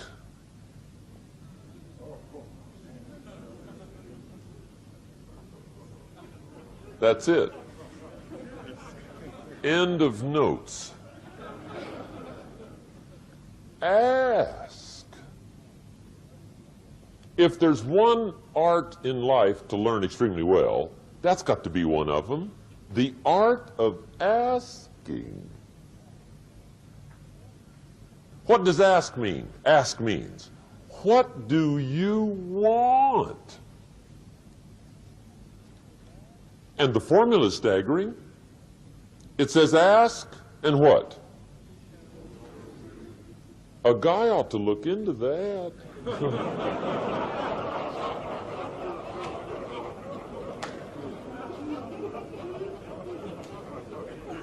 He says, yeah, but you work where I work, by the time you struggle home, it's late. You got to eat a bite of supper, watch a little TV, get to bed. You can't sit up half the night, ask, ask, ask. And the guys behind. See, you've got to be better than a good worker. You've got to be a good asker. Now, let me give you 3 key points on asking and receiving. This can do it. Number 1, asking is the beginning of receiving. Asking starts a unique process, mental and emotional. I don't even know how it works. All I know is it works. It's like pushing a button and all this machinery starts working. I don't know how. It just works. There's a lot of things you don't need to know how. Just work them. Some people are always studying the roots. Others are picking the fruit. I mean, it depends on what end of it you want in on.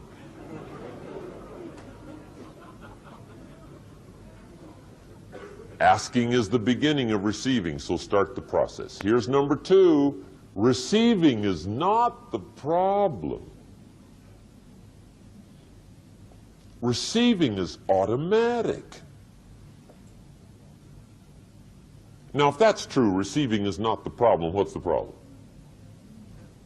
Failure to ask might be one of your major problems. I don't know. Check it out. The guy says, oh, now I see it.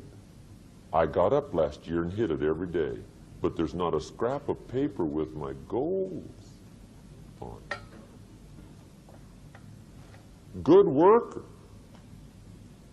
poor asker. So you got to change that. Here's number 3. Receiving is like the ocean. There's plenty, especially in California. It's like an ocean here.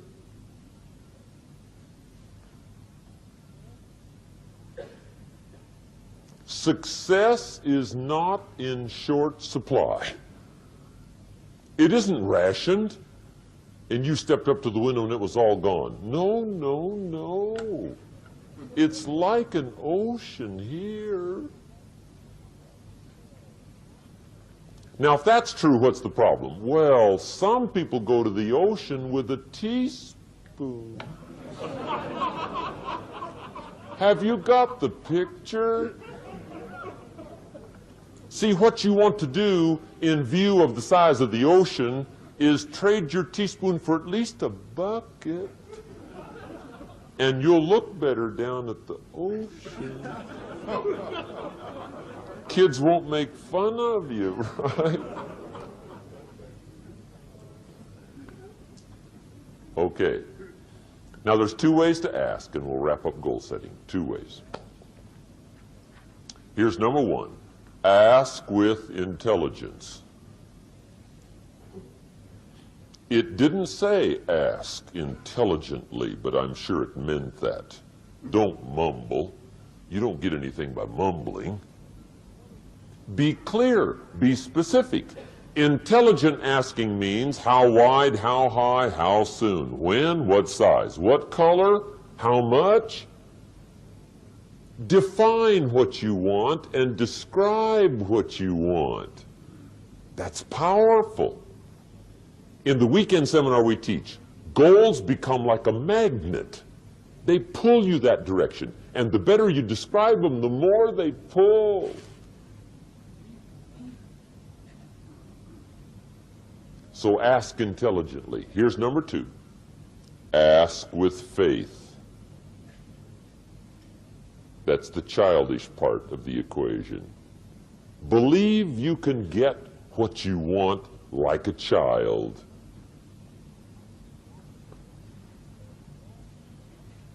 Not an adult. Adults are too skeptical. So the formula really reads, make plans like an adult and believe in them like a child. And the most incredible things will happen. Just try it for 90 days. Just try it. You can always go back to the old ways. Just try it. Just 90 days, 90 days.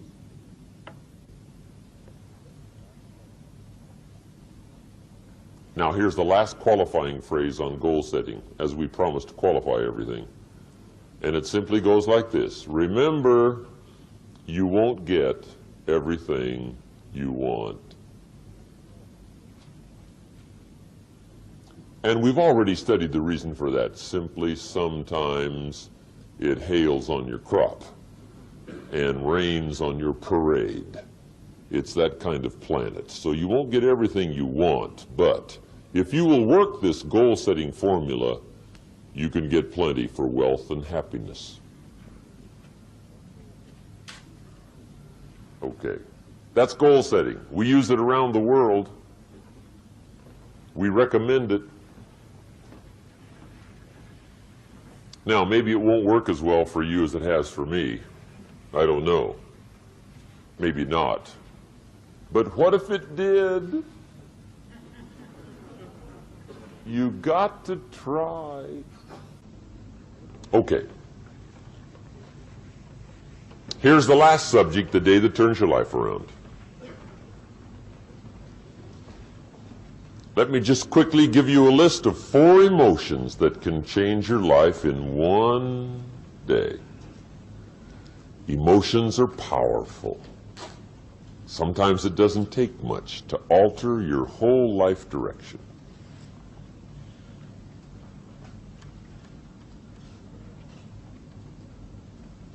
Okay, here they are. Number 1, disgust. Powerful emotion. Disgust says, I have had it. See, that could be the day. The day you can say, I've had it. And whether you've had it with something small or something major, the day you can say, I've had it, may not be the day it ends, but the day it begins. That's what I said when that little Girl Scout left my door when I'm 25.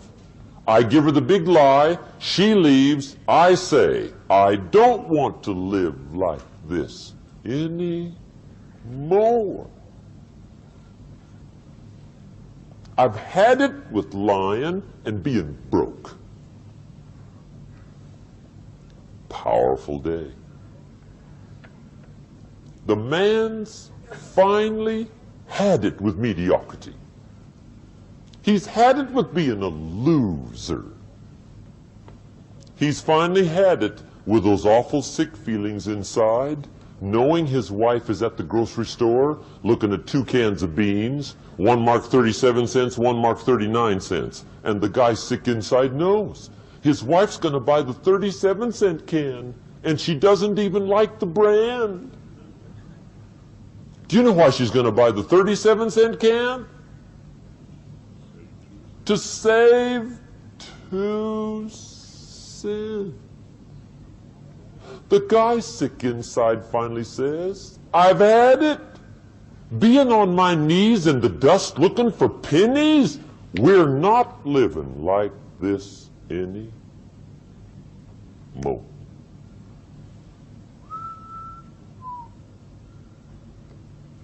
Could be the day that turns your life around.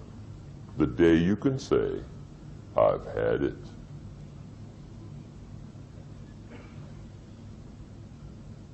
He walks into his closet and rips everything in it to shreds and says, I've worn this embarrassing stuff for the last time. And not only will I never wear it again, no one else will ever wear it again. Commit an act that says, I've had it. Powerful. Here's the next one, decision. And decision making is powerful. And it's emotional. That's those knots in the pit of your stomach, right? Waking up in the middle of the night in a cold sweat, trying to decide. We sometimes call it inner civil war. What shall I do? Well, for progress, you must decide. The best advice I can give you came from a wealthy friend of mine who said, if it's easy, do it easy. If it's hard, do it hard. Just get it done. If you went home tonight and in the next few days cleaned up a whole list of decisions, that might furnish enough inspiration for the next 10 years. I found this out many times after you've decided. Getting on with it is easier than deciding. Sometimes decision is the toughest part. Here's the next emotion, desire, wanting to bad enough. And I don't know how to tell you to want to. That's something you've got to come up with. There's two things I know about desire. Number one, it comes from inside, not outside. You don't send off for it. Number two, I know desire can be triggered by something. Who knows what it might be? Sometimes desire waits and sleeps for something to happen. Maybe it's a book, maybe it's a song, maybe it's a sermon, maybe it's a lecture, a seminar, maybe it's the conversation of a friend, a happening, an event. Who knows? The best advice I can give you is what I give my staff. It goes like this: welcome every human experience. You never know which one is going to turn it all on. Even the bad experiences. Sometimes from the bitterest experience comes the greatest awakening. So let down the barriers, take down the walls. The same wall that keeps out disappointment keeps out happiness. Let life touch you. Don't let it kill you, but let it touch you. Here's the last one. This one's powerful. Resolve. Resolve says, I will. Two of the most powerful words in the language. I will. Benjamin Disraeli once said, nothing can resist a human will that will stake even its existence on the extent of its purpose. Shortly put, I'll do it or die. See, that's powerful. That could be the day that turns your life around. The world has a strange way of stepping aside when somebody says, I'll do it or die. The man says, I will climb the mountain. They've told me it's too high, it's too far, it's too rocky, it's too difficult, it's never been done before, but it's my mountain, I will climb it. Pretty soon you'll see me waving from the top. Or dead on the side, because I ain't coming back.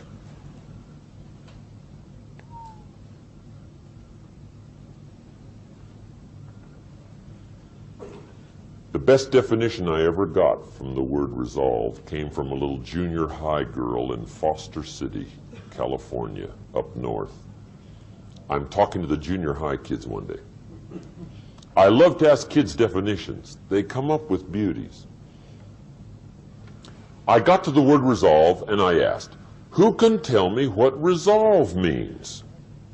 And I got several hands, and they were all pretty good, but the last one was the best.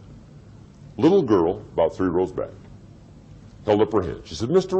Rohn, I think I know what resolve means. I said, darling, what do you think it means?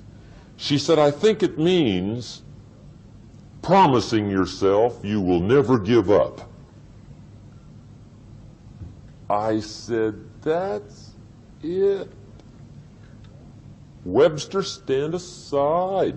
That is the definition. Promise yourself you will never give up. I asked the kids, how long should a baby try to learn how to walk? How long? How long would you give your average baby before you shut him off? How long? See, any mother in the world would say, you're crazy. My baby's going to keep trying until it learns how to walk. What a magic formula.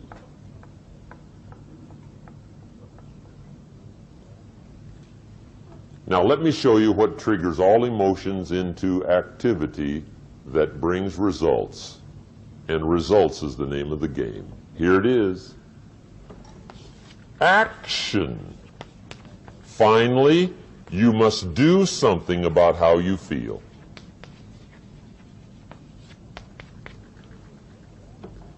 Jesus, the master teacher, said, don't just be listeners, be doers. The world admires the doers. Whatever it takes to get you to try harder, read more, set your goals, and go for it. Here's the next attitude disease. Overcaution. Some people never will have much. They're too cautious. Now, you can also be too reckless, but you can also be too cautious. This is called the timid approach to life.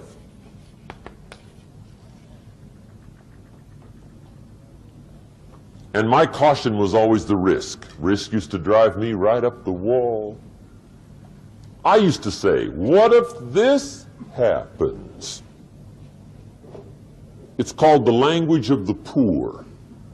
What if this happens? And on top of that, if this was to happen, look at the fix I'd be in. I better not try. I could always ace myself out. Then I'll tell you what changed my whole life when I finally discovered it's all risky. The minute you were born, it got risky. If you think trying is risky, wait till they hand you the bill for not trying. If you think investing is risky, wait till you get the tab for not investing. See, it's all risky. Getting married is risky. Having children is risky. Going into business is risky. Investing your money is risky. It's all risky. I'll tell you how risky life is. You're not going to get out alive. That's risky. The Englishman says, well, if that's the way it's going to work out, let's give it a go. Right, that's what it's for. Give it a go.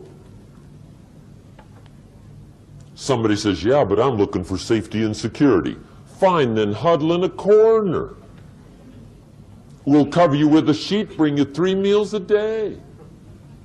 And we'll protect you, feed you, look after you, care for you. We won't let anything happen to you, and you'll probably live to be 100. The guy said, well, yeah, I'd live to be 100. But what a way to live. Right. What a way to live, safe and secure. Don't ask for security. Ask for adventure. Better to live 30 years full of adventure than 100 years safe in the corner. And see, it's not important how long you live. What's important is how you live.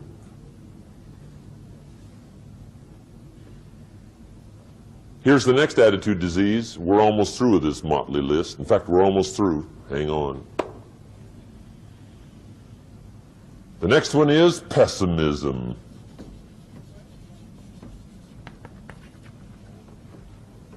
Pessimism, the deadly disease of always looking on the bad side, the problem side, the difficult side, checking all the reasons why it can't be done. The poor pessimist leads an ugly life. He doesn't try to figure out what's right. He tries to figure out what's wrong.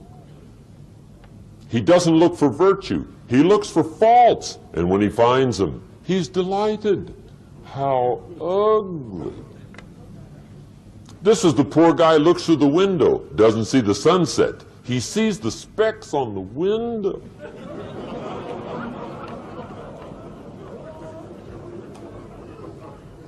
And this is the poor guy, right, who rushes up, takes such leave of his senses. This guy rushes up and he says, I've got 5 good reasons why it won't work. He's so dumb he doesn't know all he needs 1. He's got 5.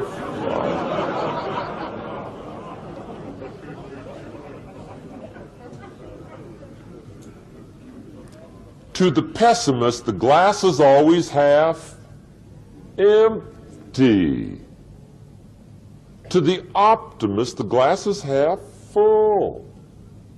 Why would the same measure affect people two different ways? Answer: it all depends on how you look at it.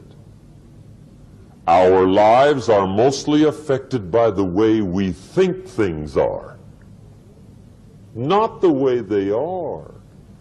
The way we think they are affects us most. There's a subject we don't have time to get into tonight called better thinking habits. One of the major things Shove taught me when I met him, he said, poor thinking habits keeps most people poor. Not poor working habits. Most people work hard, but they don't think hard. And Shove taught me that the mind is like a factory, a mental factory. And whatever you think about all day long pours ingredients into this mental factory. And that's what builds the economic, social, financial fabric of your life. He quoted me a Bible phrase that says, as you think, so you become. How awesome. When he talked about poor thinking habits, he had me. I used to start the day reading the morning newspaper. I mean, you can believe that or not. I'd get a cup of coffee and read the paper. I'd load up on wars and riots and murders and stabbings and killings and bank robberies and muggings and car wrecks and tragedies. I'd even read the back pages. I seem to like that stuff for some weird reason. I'd load up on all that, and then I'd start the day. You can imagine the kind of days I used to have. You walk around on your financial knees. They call you economic peewee.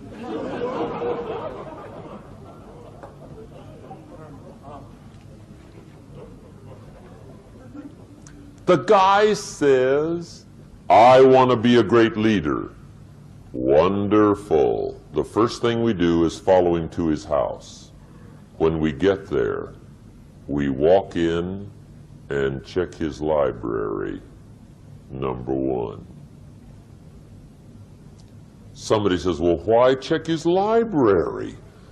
The reason is because what a man reads pours massive ingredients into his mental factory, and the fabric of his life is built from those ingredients. You would not believe what some people have got in their house to read. You would not believe. One of the best dressed up words I know for a lot of it is trash. Can you imagine dumping a barrel of trash into this mental factory every day and coming out with a rich, dynamic, positive life? It can't be done. You might as well try making a cake with cement.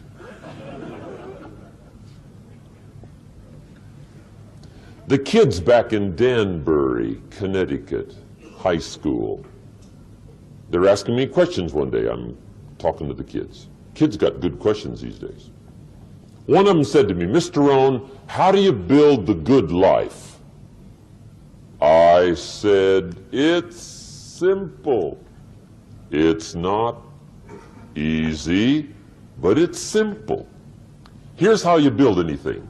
Select the right ingredients, keep out the wrong ingredients, and it starts with thought. Everything starts with thought. So you must be wise and careful what you think about, because that starts everything. You got to be wise and careful. I asked the kids, what would happen if somebody dropped sugar in my coffee? They said, well, you'd be okay. I said, what if somebody dropped strychnine in my coffee? They said, well, you'd be dead. I said, correct. Lesson 1. Life is both sugar and strychnine. You gotta be careful. I said, what if my worst enemy drops in the sugar? They said, will you be okay?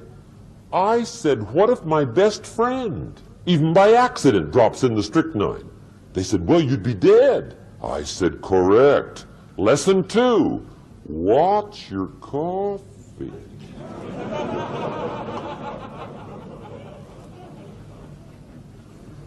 You got to be careful. See, it doesn't matter who hands you the bad stuff. It doesn't matter where you get the bad stuff. It'll still do its damage on your bank account, wherever you get it. Mr. Schoaf gave me one of the greatest phrases when I first met him when he said, Jim, every day stand guard at the door of your mind.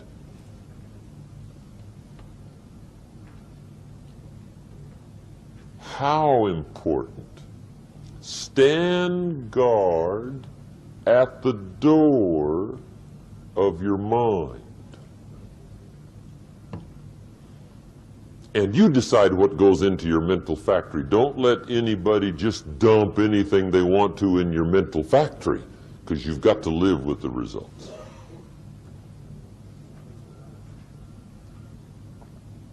Okay, here's the last disease, and we're through with this list. In fact, we're almost through. Hang on. The last subject is very brief. The last disease, but this one is deadly. Engage in this one, indulge in it even slightly, and you might as well forget the future, because it's going to forget you. Complaining, crying, whining, griping. A Bible word called murmuring. See, that'll ace your future. Spend 5 minutes complaining, and you have wasted 5. And you may have begun what's known as economic cancer of the bone. Surely they will soon haul you off into a financial desert and there let you choke on the dust of your own regret. I hope I said that well, so you won't forget. It's a deadly disease. If you don't think it's bad, ask the children of Israel of Old Testament fame. Typical of us all, their story just happened to get in the book. Story says, children of Israel were slaves. God performed a series of dazzling miracles and got them out. And now they're heading for the promised land. Remember the story? Heading for the promised land. Tragedy of the story, they never got there. Reason. From day one, they started to complain. They griped about the water. They griped about the weather. They whined and cried and griped about the food. They griped about the leadership. They whined and cried because it was too far, too cold, too hot, too difficult, too miserable. I mean, they whined and cried for years. Finally, God said, I've had it, trip canceled. Or something like that. The story says they died in the desert, never got to the promised land. Which I think means two things. Indulge in this long enough, you get your future canceled. And I guess it also means even God himself can only take so much.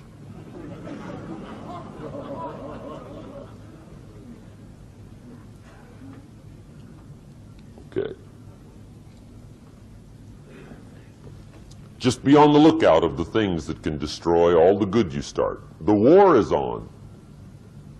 And this evening, tomorrow, mentally, personally, socially, economically, you got to make sure you're winning the war.